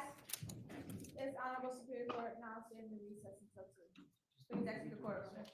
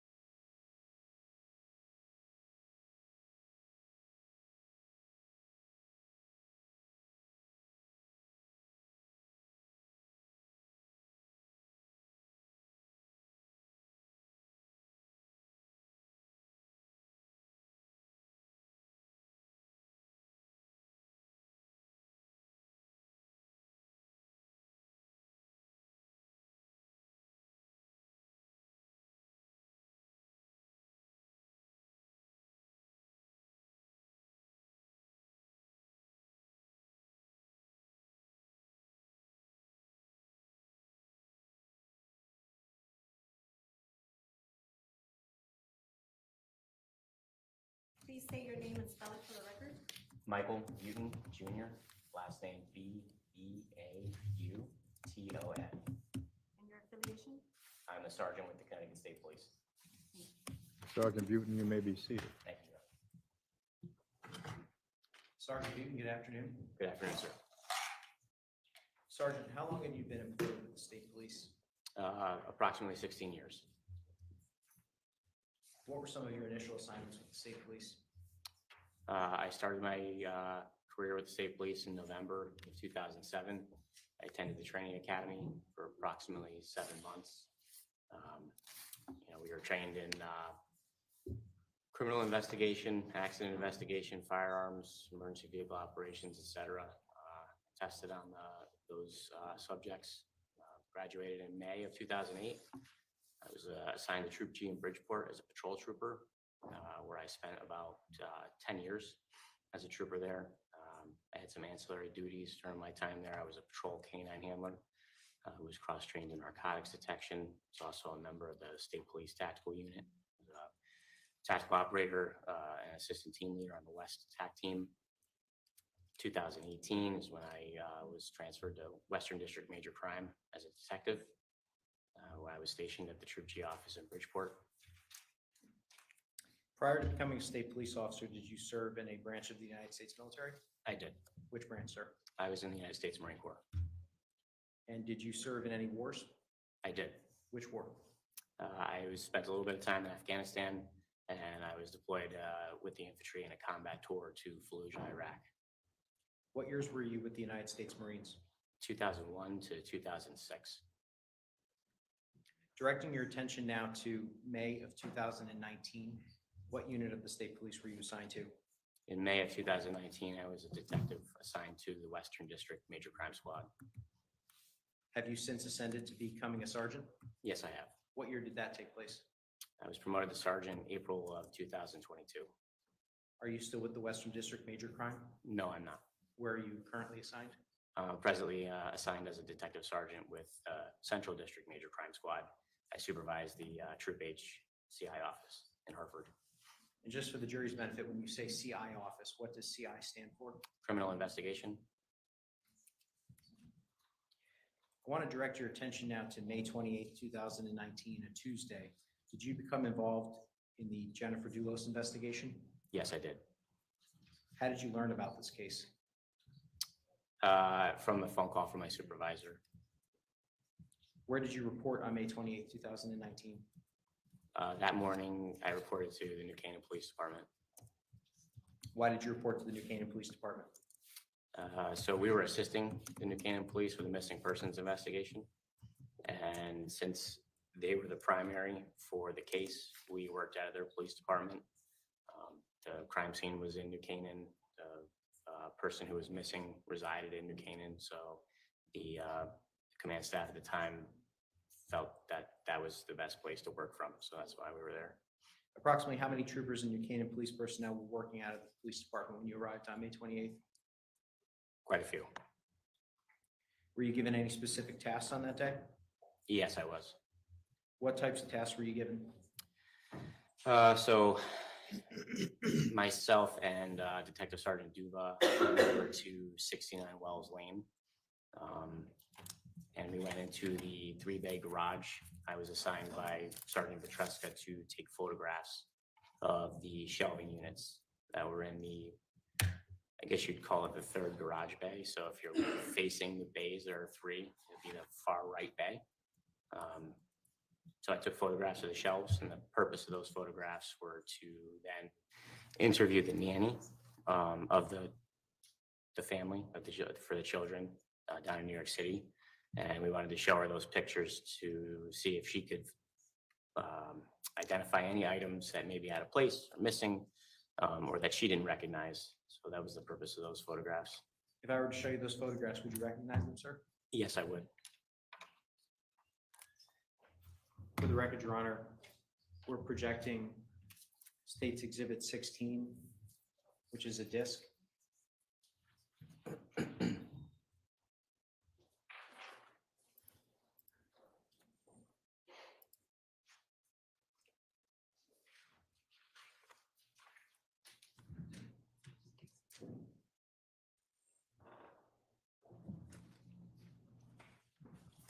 Apologize, Your Honor, we're just waiting for the disc to load.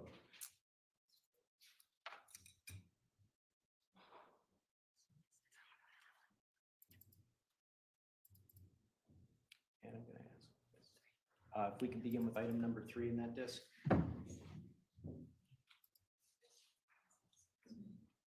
Sergeant Buton, do you recognize this photograph? Yes, I do. What is that photograph of, sir?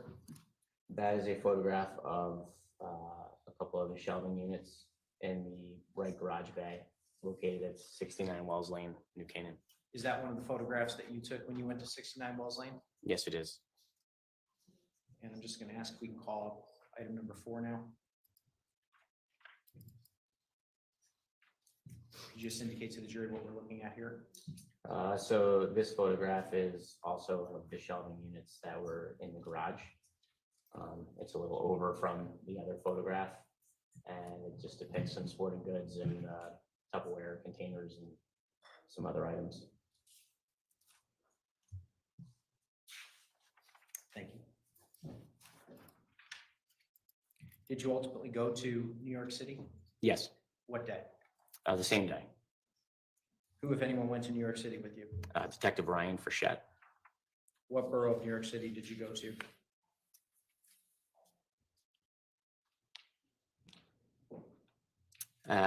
So we were in Manhattan on Park Avenue for one of the stops. I don't recall the other borough. Specifically with respect to Miss Almeida. It was in Manhattan. And did you meet with her? We did. Approximately for how long did you meet with Miss Almeida? I don't remember for how long. I'd have to look at my report to see. I know there's a recording of our interview with her. Did you show her photographs of the garage that you had taken? Yes, And did she provide you with a statement? she did.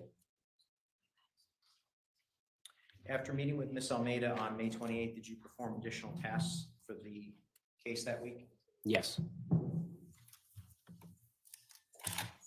Describe to the jury some of the things that you did.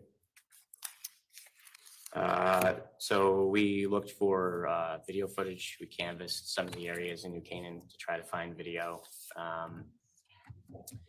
And specifically Friday, May the 31st, I was tasked with going up to the Capital City Command Center to review some video footage with one of the intel analysts up there from items that had been recovered the night prior by the Central District Major Crime Squad. The purpose of me going up there was to ensure that nothing was missed.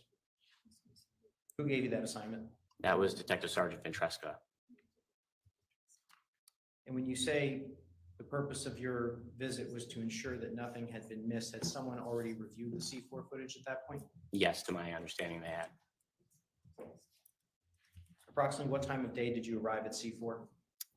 It was midday, late morning, early afternoon. And upon arrival at C4, which incidentally stands for Capital City Command Center, correct? That is correct. Who, if anyone, did you meet with?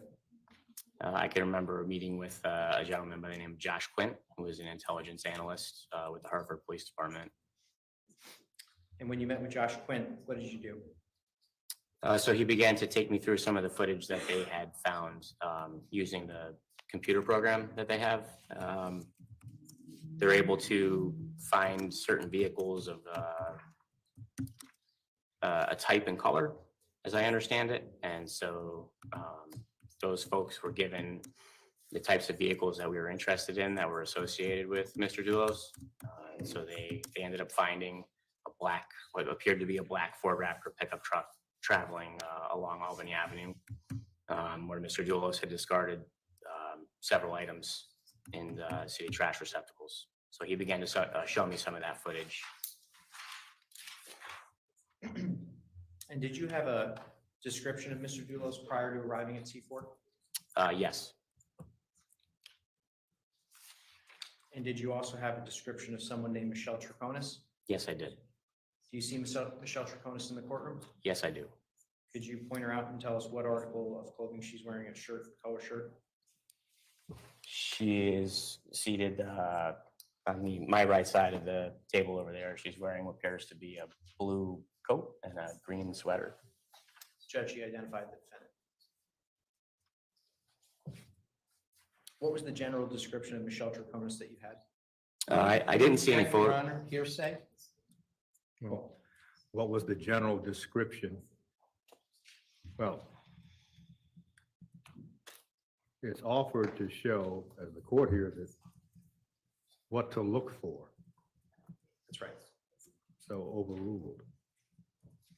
What was the general description you had of Michelle Troconis? I didn't have a photograph of her, but I was told that she was middle-aged, tall, slender, and had brown hair. And have you since had a chance to meet with the defendant in person? Yes, And did she match that general description? she did. As you were reviewing the C4 footage, did you review any video in which it appeared that an object consistent with a WeatherTech liner was displayed? Yes, I did. Your Honor, I'm going to object. The video speaks for itself. The jury has now seen it multiple times. That's a leading question. It also assumes facts not in evidence, and I ask that it be stricken.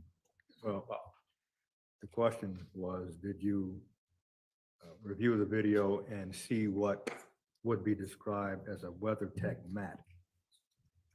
Well, that's leading.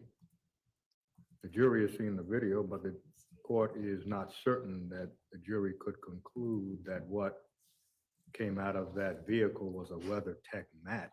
So as far as a leading question is concerned, the court will sustain the objection.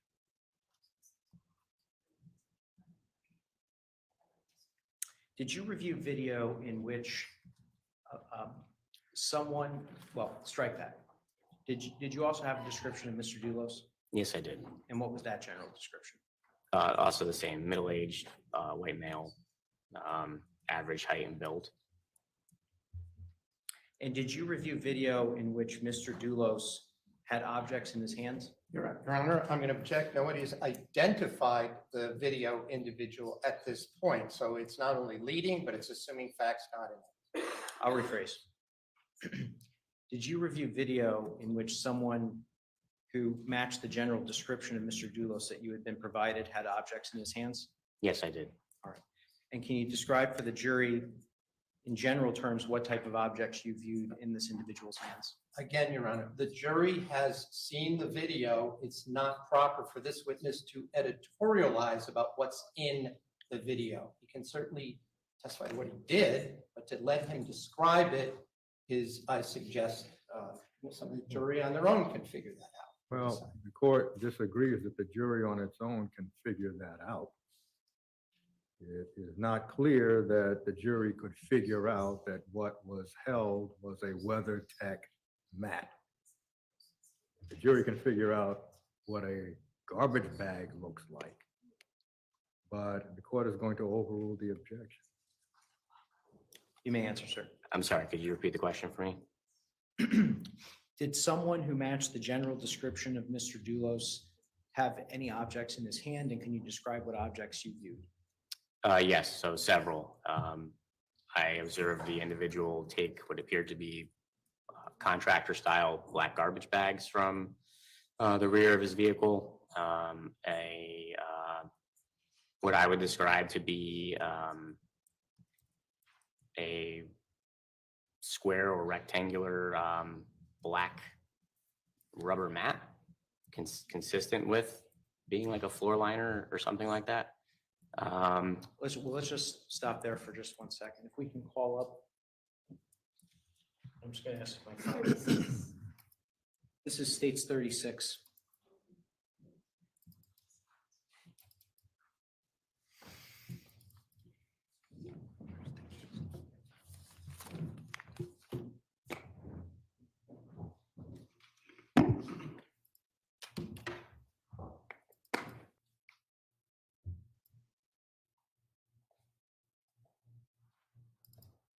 I'm just going to ask that we pause it right there for just one moment. Sergeant Butin, is this the C4 footage that you reviewed? Yes, it is.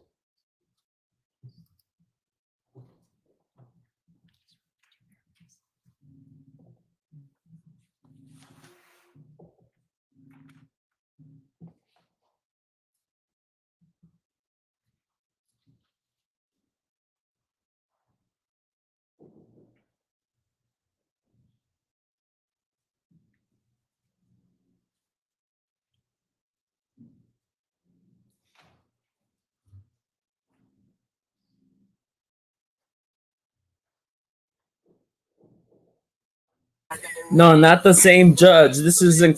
This is in a different. This is in a different state. This is in CT, Connecticut. We're just going to pause that for 1 second. Is Juicy this J. This the is in Connecticut. mail that you were referencing earlier that matched the general description of Mr. Dulos? Yes, it is. The Murdoch case is in another state.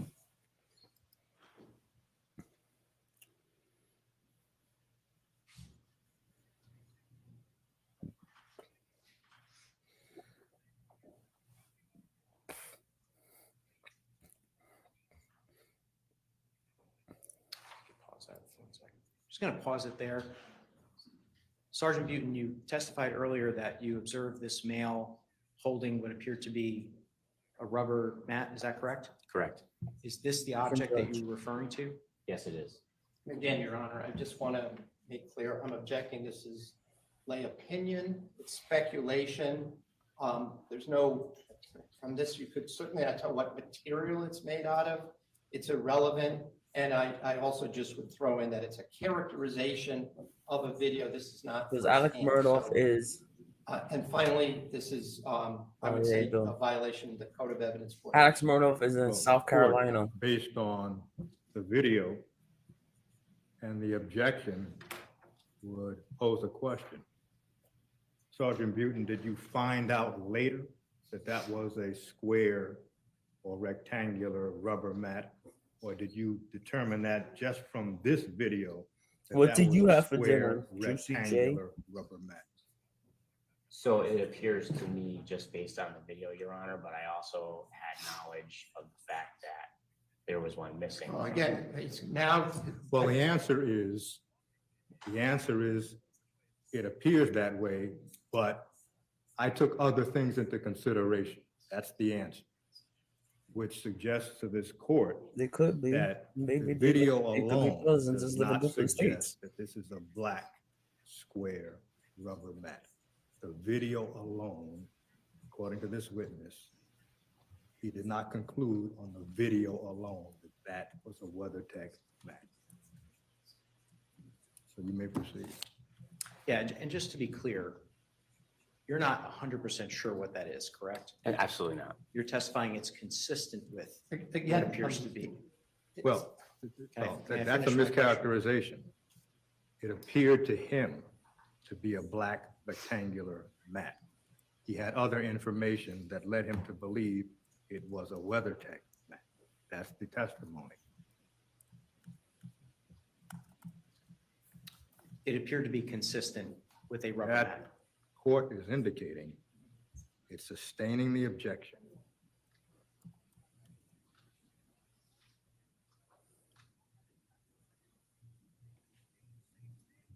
You can finish playing it.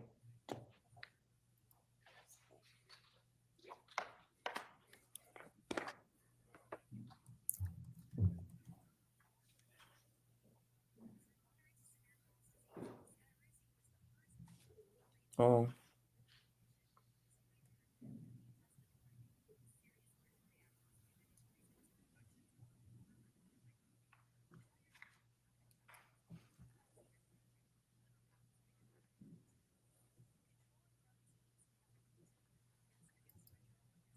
Are you familiar with something known as WeatherTech liner?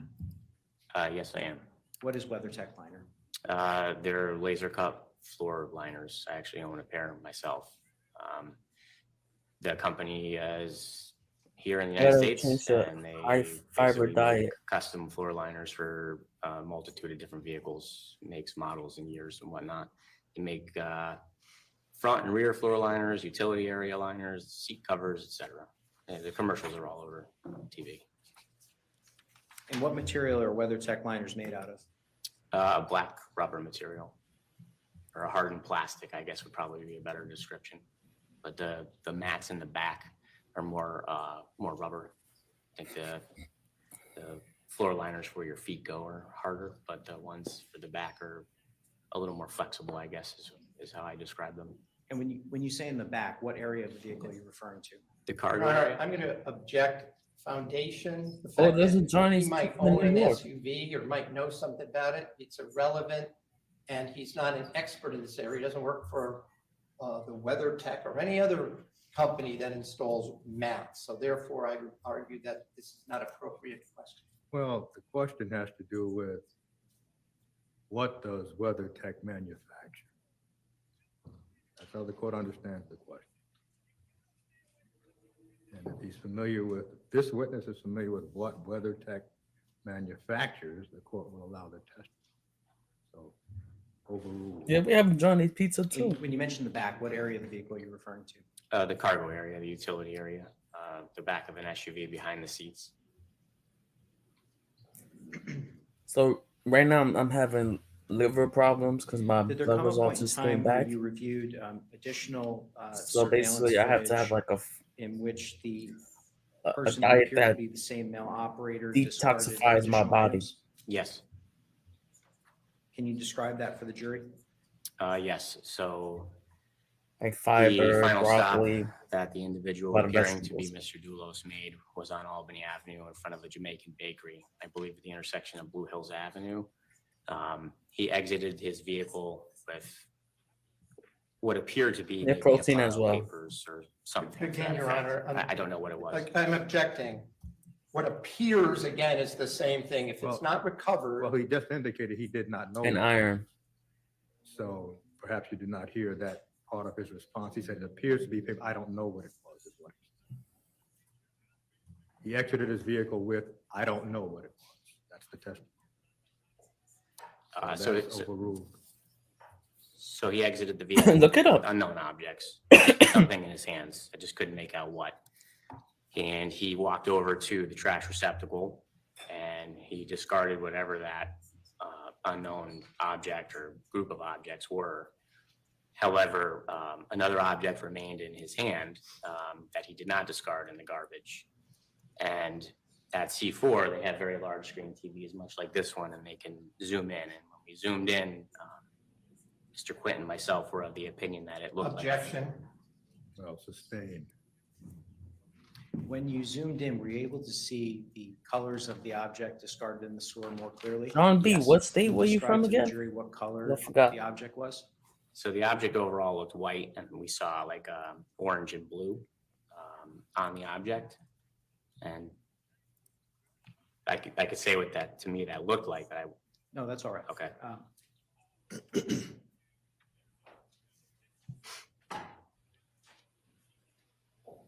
Now, actually, we're just, if we could play that portion of the video.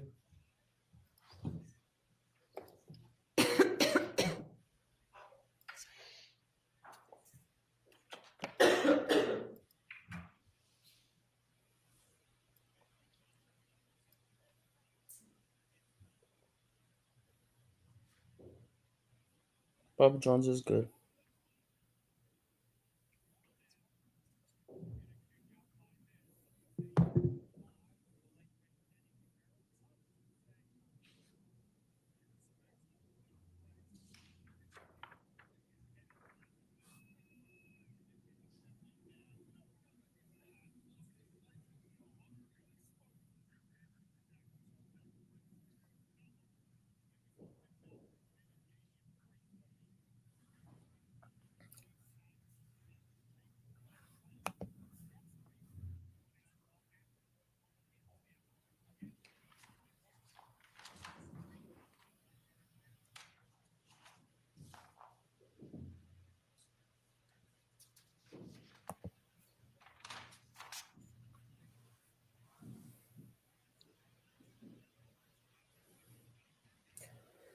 Pause it right there. Sergeant Butin, I just want to direct your attention now to the vehicle itself. Does it appear as though a female passenger has exited the vehicle at this I point? would object. First of all, it's a mischaracterization. Nobody's exited it. And second of all, we're again having him characterize what's on the video that all of these jurors can see. I would submit that under State versus Holly, it's improper for a lay witness to narrate a video when it wasn't present for the incident. So if I can just be heard on this, Your Honor, and if I have to be heard at sidebar, I will, but I'd like to make an offer of proof to the court. Well, the question is, does it appear to you as if a female is exiting the Raptor? That's the question. So does it appear to you that a female passenger is exiting the Raptor. Well, the question itself, you can be heard, counsel, the question itself is an interpretive narrative. Yeah, it's the same company. Johnny court Pizza is and the jury is able to see originally with a door from open. New York. Someone leaning out of that door. The issue of whether it's a female and whether she's exiting in the common sense of exiting as in getting out of the vehicle, according to this video, would be a mischaracterization. They got I'll rephrase. Georgia, Columbus. So Can you just, sustained. at this point, the Sandy video is Brooks. paused. Can you, Got directing your attention in now to the Louisiana, individual Mississippi. They got all over the just country. above the male operator? Can you describe that individual for the jury? Again, Your Honor, I think the image speaks for itself, and this witness is not in any better position than the jurors to see what's in the video. Well, In fact, maybe you could sharpen the question, counsel. Can you describe the individual? What is seen here? You cannot tell height or weight. So what can be described from what is on the video is fairly limited. If that's the video from which you are asking the question. It is, Your Honor. I'm just simply asking him to describe what he's observing on the video.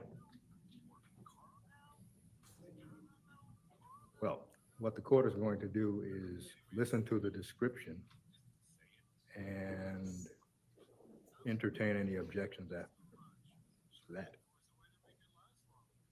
Could you describe the individual above the male operator? Yes. So it appears to be a white female. Looks like wearing a short sleeve shirt, and it's kind of hard to tell, but maybe her hair is in a ponytail.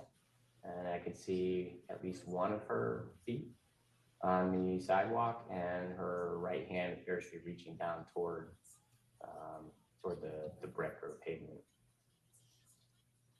Was this the only time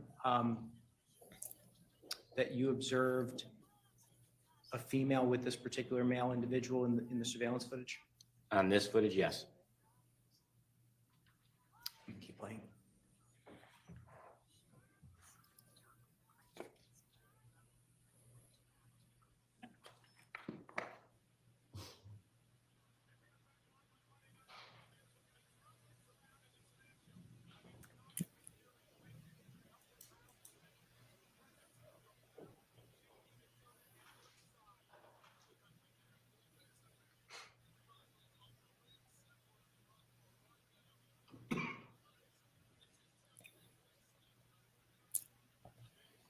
How much is a slice of pizza in Georgia? Where on Albany Avenue is this particular trash receptacle and store located? I believe the address is 1344 Albany Avenue, at the intersection of Blue Hills.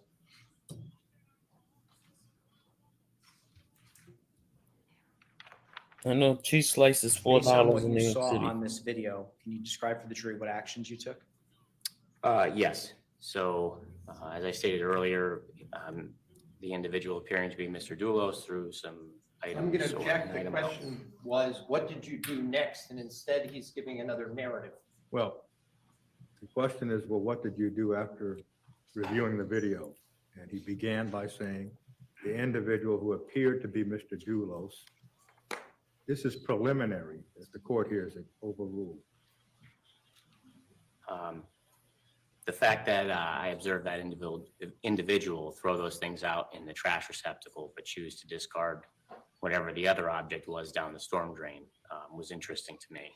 And I wanted to try to recover whatever that was. And so I inquired with the C4 folks about who maintained the storm drain and who we would use to assist us in recovering that item. And the answer I was given was NBC, which is the Metropolitan District Control, or the water authority essentially for the greater Hartford area. They sent out a pump truck to us out on the street. Let me ask you another question. Sure. Did you head to this area of Albany Avenue? Yes. Approximately how long did it take you to arrive? I don't remember. Was it within the hour, would you say? Yes. And who, if anyone, from the state police met you at this location? Detective Fitzsimons, Detective Zella, who was on the dive team, Trooper Sanders, Trooper Chapman, also divers. I had divers come just because I didn't know what we were going to encounter, if we were going to need them to go down there, or if the pump truck was going to be able to facilitate removing the item. A lot of unknowns, so I was just trying to think outside the box and bring whatever resources I knew we had available to the area.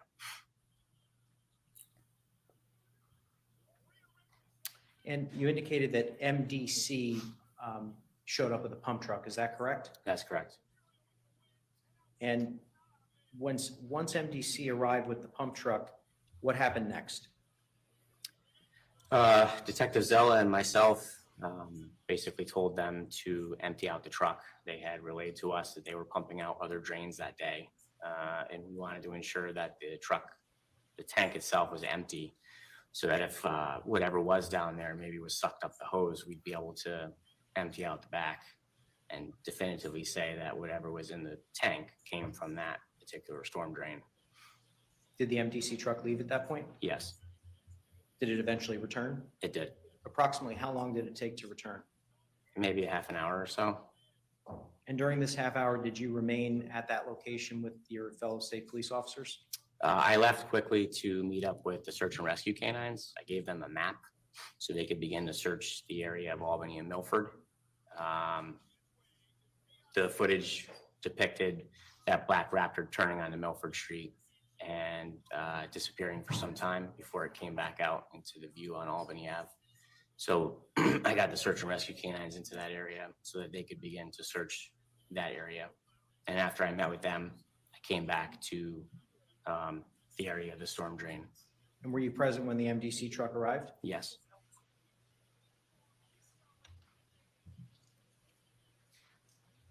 Do you recall how many employees from MDC responded?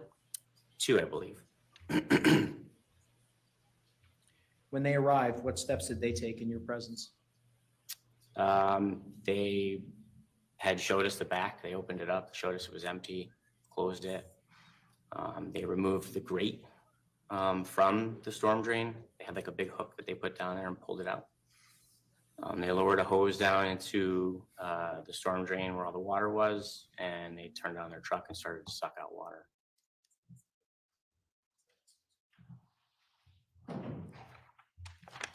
As they were sucking out water, can you describe what happened next?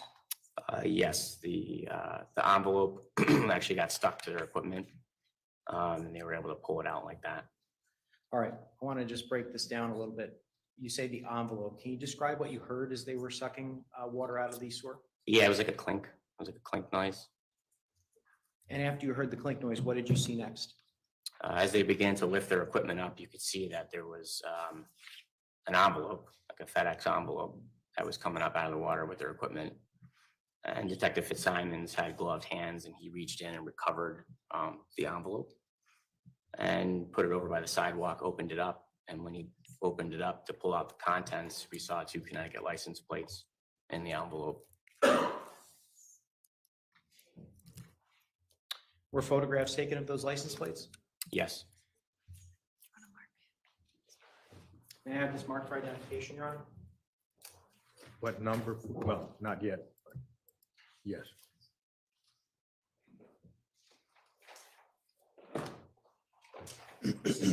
.40 for identification. I did provide Attorney Schoenholm with a copy. I don't know if there's any objection. No objection. Thank you. Move it in as a full exhibit. 40 admitted as a full exhibit.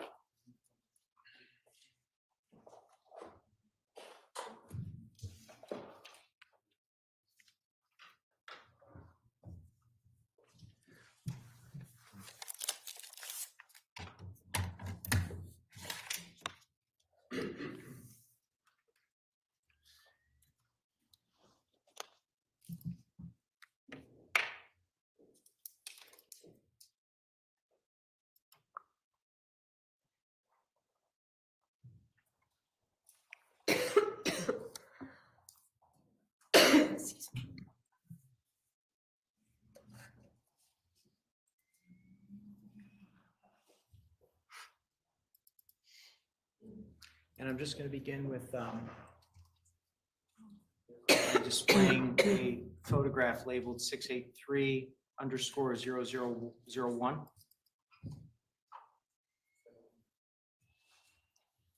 Sergeant Butin, do you recognize that photograph, sir? Yes, I do. Can you tell the jury what that photograph is? That photograph is a picture of the white envelope that was recovered from the storm drain on Albany and Blue Hills on And did Friday, you- May 31st. Did you witness this envelope in the position it is in this photograph? Yes, Showing you photograph labeled 683_0002. Are those the license plates? yes, they are. And did you view these license plates in their position? As Yes, they are in this photograph? yes,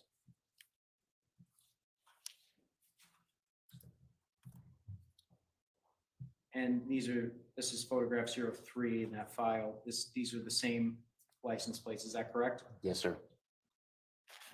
Photograph number 4. Same license plates, correct? Yes.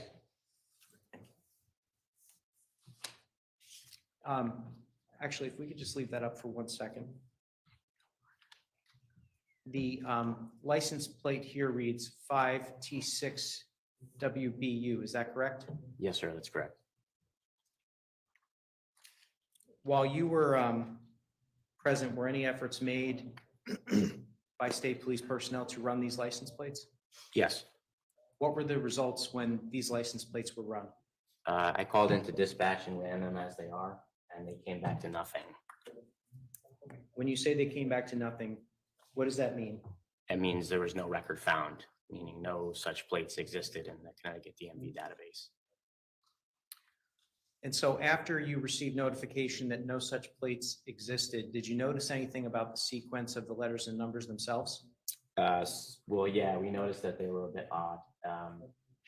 Typically, plates that were issued out like that were would start with 3 numbers and then end with 3 letters. And obviously here you have a letter mixed in with the numbers. So that was odd to us. And to Detective Fitzsimon's credit, he actually, with his gloved hand, started to mess around with some of the characters that looked funny to us. And that's when we realized there was some effort made to alter their appearance. And when you say that there was some effort made to alter their appearance, can you be a little bit more descriptive for the jury? Yeah, yes. So if I may, can I? Yes, sir. So this T here, when Detective Fitzsimon's messed around with it, we could see that the top portion actually wasn't the plate itself. It was some type of blue tape with like a clear adhesive. Is the best way I could describe it. So this character is actually a 1. The same here, this was made to be a B, but it's actually a D. And then here we had what is supposed to be a J with the extra material added to make it appear to be a U.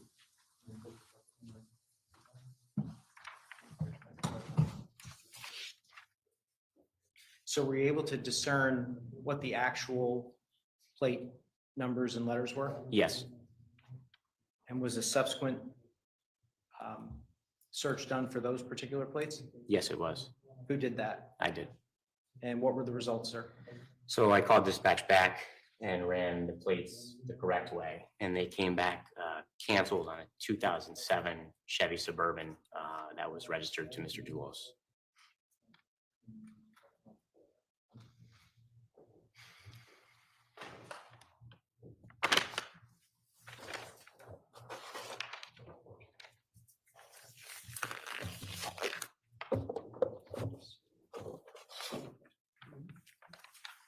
May I have this marked for identification? Yeah. I think it's a full exhibit by agreement. Yes, I just want to make sure what's in the envelope is what I think is in the envelope before we do that. That's my only. I don't want to be surprised, so if I can just see what's in there. Sure, would you like Detective Beaton, sir? Oh, yeah, why don't we just leave it for ID for a moment? I probably won't have any objection. I just want to make sure we're talking about the same thing. Thank you. Detective Butin,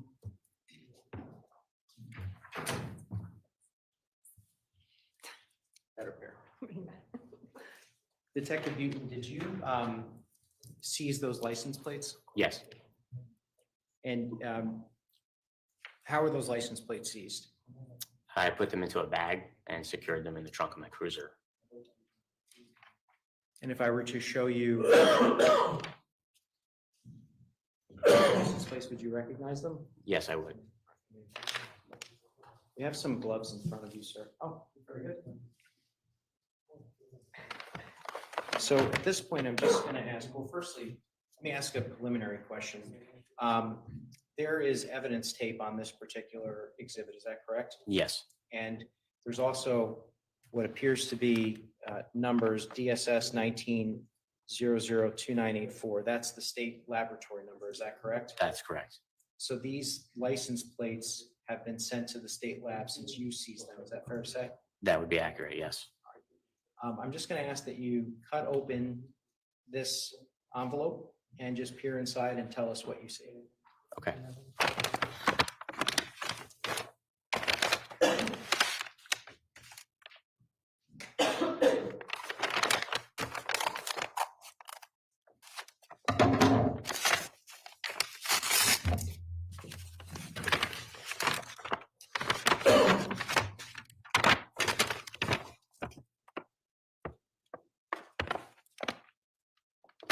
The two category license plates that Is there anything else in the bag, sir?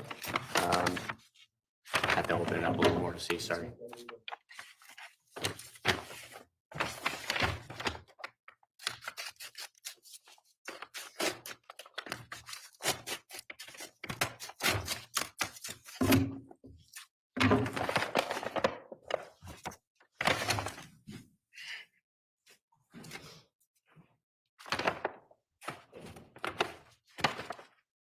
Yes, there is.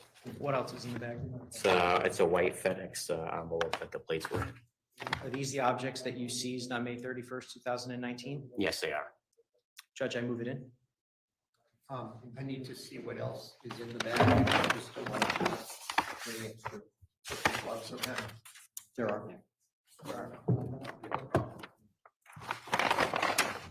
We could just maybe do it over here on the side. Yeah.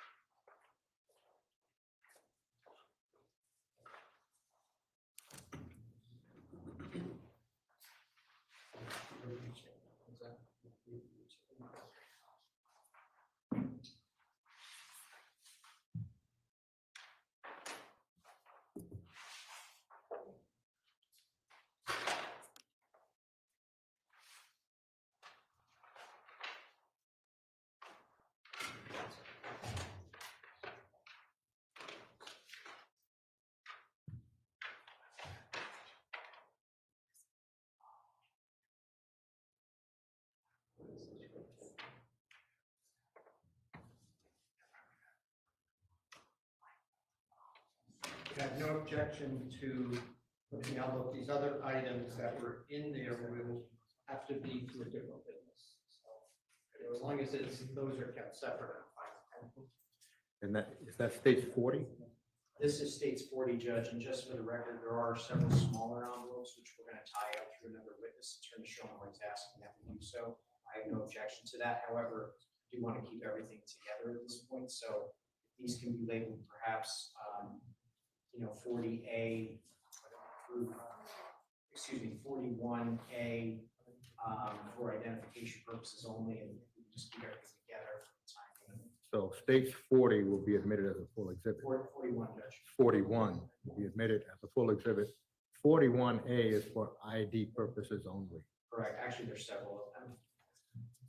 So we'll just label them A through. How many are there? 7.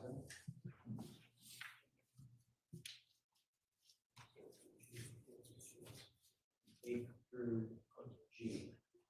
So 41A through G for ID only. 41A through G, identification purposes only. Well, it's about 3:33.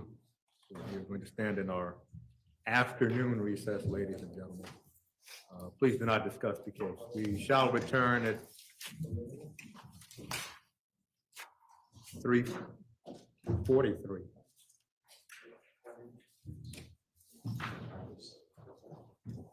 I'm sorry, 3:48.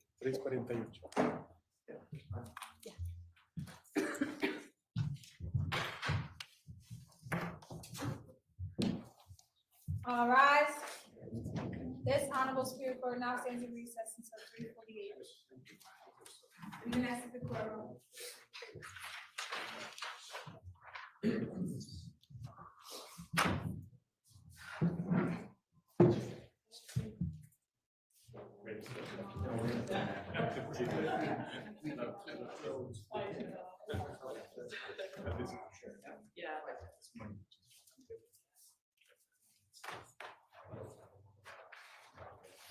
Do you want to go in one of the rooms? We're going to stay here.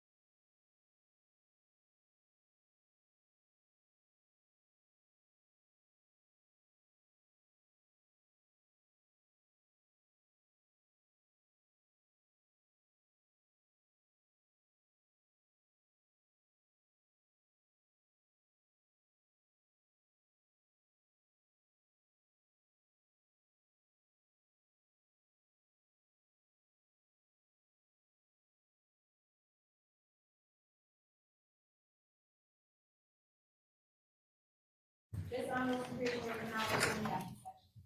Donald Judge Randolph. Good afternoon, Your Honor. Good afternoon. Please be seated. Thank you. Right, they're coming in.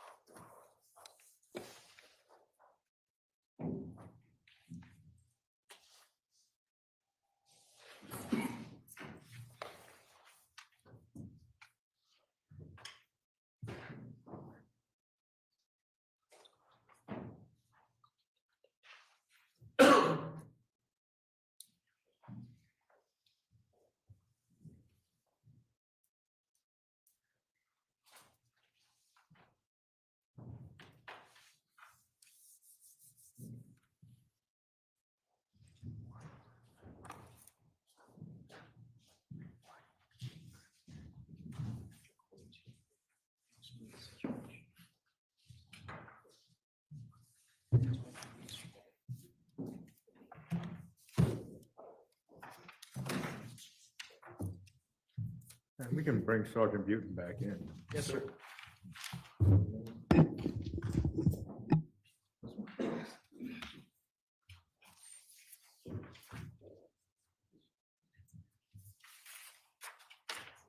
we can bring the jury in, please.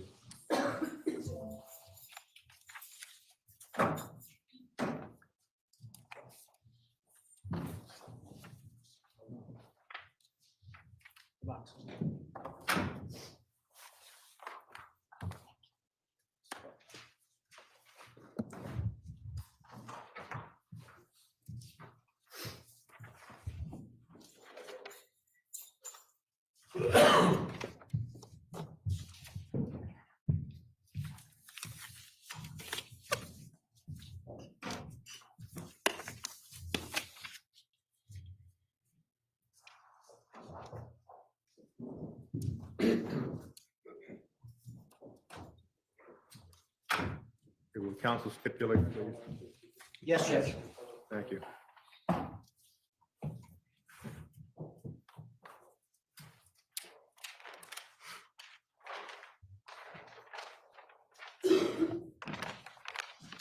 Handing you what's been entered into evidence. States. Exhibit 41.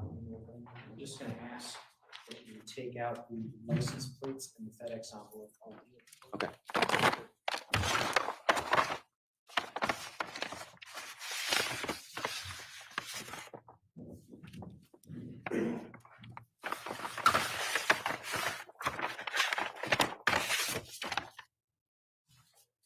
So we're going to just begin with the license plate, which is on top there. The license plate itself, first of all, can you display it for the jury? Now, the license plate that we're seeing, which has been introduced to evidence of State's Exhibit 41, has the adhesive that you saw on May 31st been removed? Yes, it has. And that was obviously done subsequent to your seizure, is that correct? Yes. All right. And can you just display the next plate also?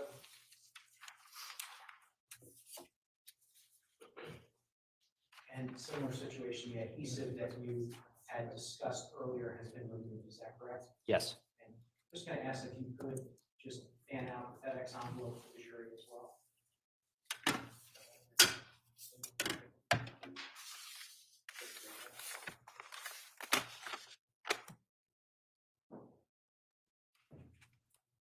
Thank you, sir. And you just please go back and look at the envelope so this is good.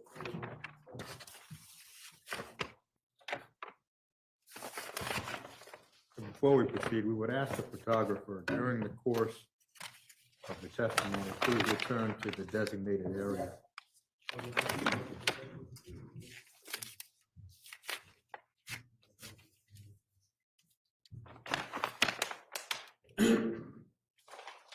Returning States 41 to the clerk.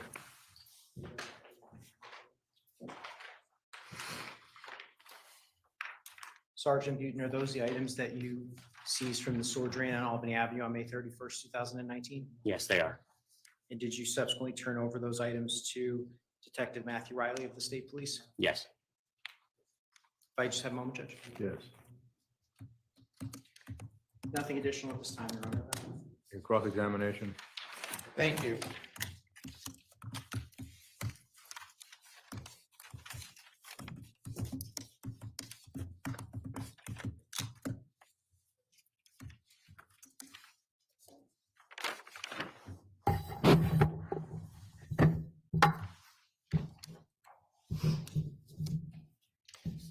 These license plates, Exhibit 41, you indicated that it came back to a vehicle that had been owned by Fotis Dulos, correct? Yes, sir. And as I understand it, that was a 2007 Chevy Suburban, is that correct? That is correct. That Chevy Suburban and these license plates, let me withdraw that and ask it a different way. The license plates had been canceled for many years, correct? I believe so. Yes, sir.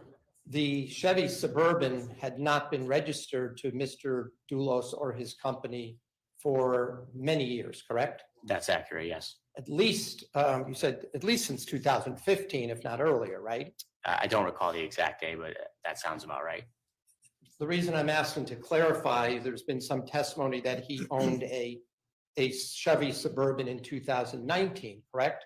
I believe it was a newer model. Yes, sir. That's what I was going to get to. So that model had its own registration, right? Correct. And different license plates, right? Yes. This was a vehicle that he had owned maybe prior to 2015, if not several years earlier, right? At least as early as 2007. Yes, sir. Well, when it was. When it's a 2007 vehicle. So. Right, but I'm saying it ceased to be registered to him at least before 2015, correct? I can't give you the exact year when they were canceled without looking at the teletypes, but that sounds fair enough. Right. Well, there may be some evidence of that further down. I was just trying to remember if you recollected that when you did you said you had somebody run those plates, right? Yes, I did. And that would be through the Department of Motor Vehicles, right? Well, yes, sir. So a dispatcher would use the collect system, which accesses the DMV database. Yes. Yeah, and for the record, collect that's what it's called, COLLECT. They can look up old motor vehicle registrations, right? Among other things, yes, sir. And license plates. Yes. And see who was the last person to have those plates registered to them, correct? Accurate, yes, sir. Okay, very good. When you testified that you saw a female, or that you described the video that was at that location near, I think it was Green Street, correct? Maybe in between Blue Hills, yes, sir. Blue Hills, okay. So when you described that, you said that it, I think the words you used, that it met the general description of what you understood to be Michelle Troconis, right? Yes. And you gave a general description of her to the jury, right? Yes. And you're aware that Michelle Troconis told your colleagues that was in fact her in the Ford Raptor, correct? I am now, yes. And you're also aware that she told your fellow state police officers that the driver in fact was Fotis Dulos on that day, right? As I sit here today, yes. Right, so when we're talking about it looks like maybe, at least my client told the police, yes, that's me and that's Fotis Dulos in that vehicle, right? Yes, sir.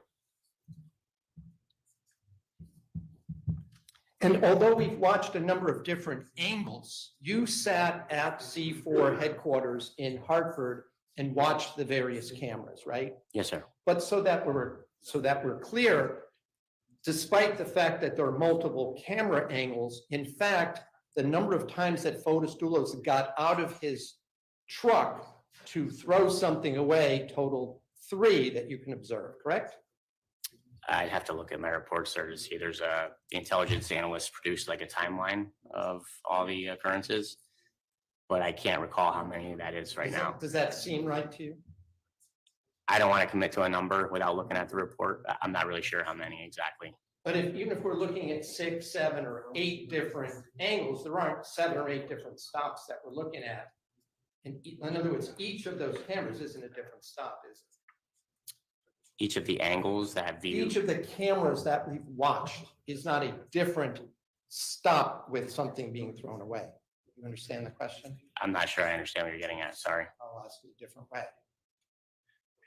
The number of times that Mr. Dulos got out and threw something away from his truck is not equal to the number of cameras that we have here in this courtroom observed. Is that a fair statement? That would be accurate, yes. Okay. In other words, we've seen more cameras than actual throwaway stops, right? Well, we've seen only a few here today. I don't know what else you've seen prior to me coming on the stand, but Well, I'm it's saying what we- we've seen under my testimony, Okay, yes. fair enough.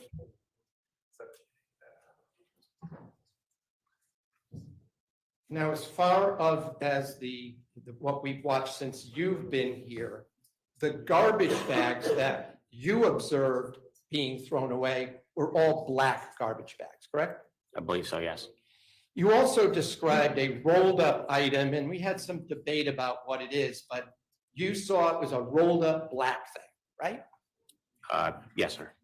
And whatever that was, it had some kind of a white mark or white area that one could see as it's being carried over to a garbage pail that's not on the street, but next to a building, right? Yes. Were you able to determine what that label or white mark was? I can only speculate. I have no idea. Right, well, I'm saying, other than that, you weren't able to use any of your, state police camera equipment or anything to be able to zoom in, or the C4 to zoom in on what that is? No, sir. My understanding that I think an individual took that mat away prior to it being recovered, so I don't think it was ever recovered. Okay, well, let's back up. I'm talking about from the cameras at the time it's being carried over to the side of a building by Mr. Dulos. Were you able to zoom in or use anything to figure out what that mark, that white spot was? No, sir.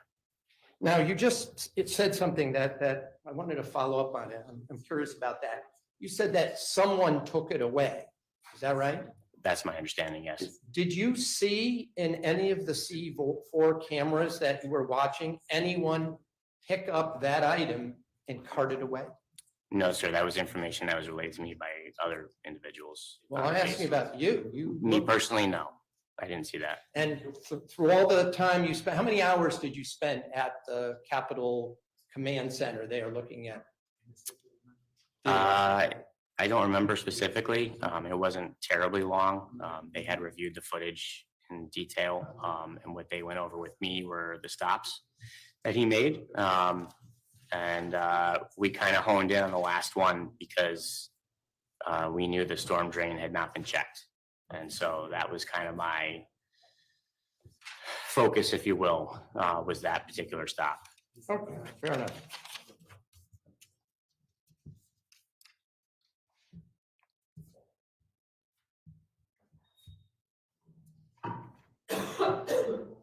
And just so we're also clear, from the video you saw, you could not tell whether that rolled up item was carpeting or plastic or rubber, or any particular material. Is that right? It could have been anything. It could have been anything. There's no way to actually ever know unless I actually went there and put my hands on it. And although Mr. McGinnis kept talking about WeatherTech, it could have been any brand of any kind of plastic or rubber mat, right? Yeah, that's accurate.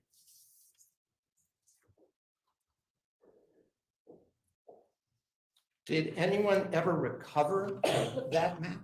Not to my knowledge, no. The C4 camera continued to look in that same location, right?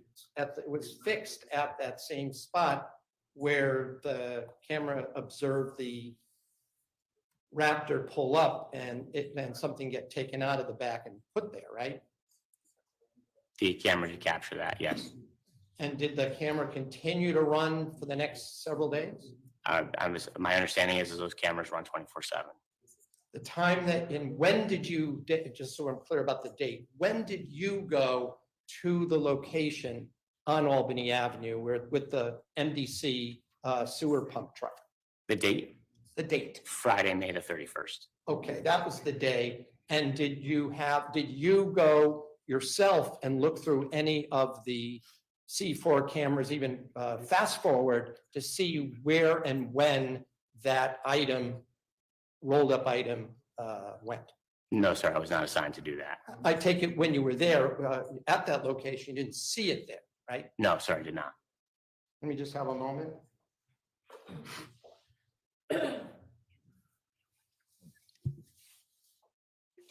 I have no further questions.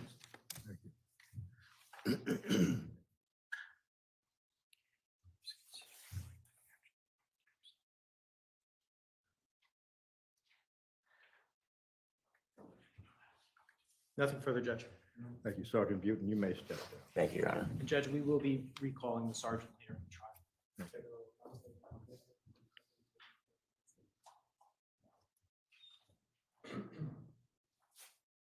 And are there any other state witnesses to be called today? Not today, Your Honor. So, ladies and gentlemen, we have concluded the testimony for today. And for tomorrow, Attorney McGinnis, Attorney Manning, do we have our witnesses lined up? Your Honor, for tomorrow, yes, I have at least most of the witnesses lined up. There are a few additions that we are trying to schedule. I will let council know through email today once we get those concrete. Beyond that, we do have witnesses to be presented. Thank you. Ladies and gentlemen, you are excused for today. Thank you for your patience. We will resume tomorrow at 10 o'clock, and please do not discuss the case or avoid any media about the case. Thank you.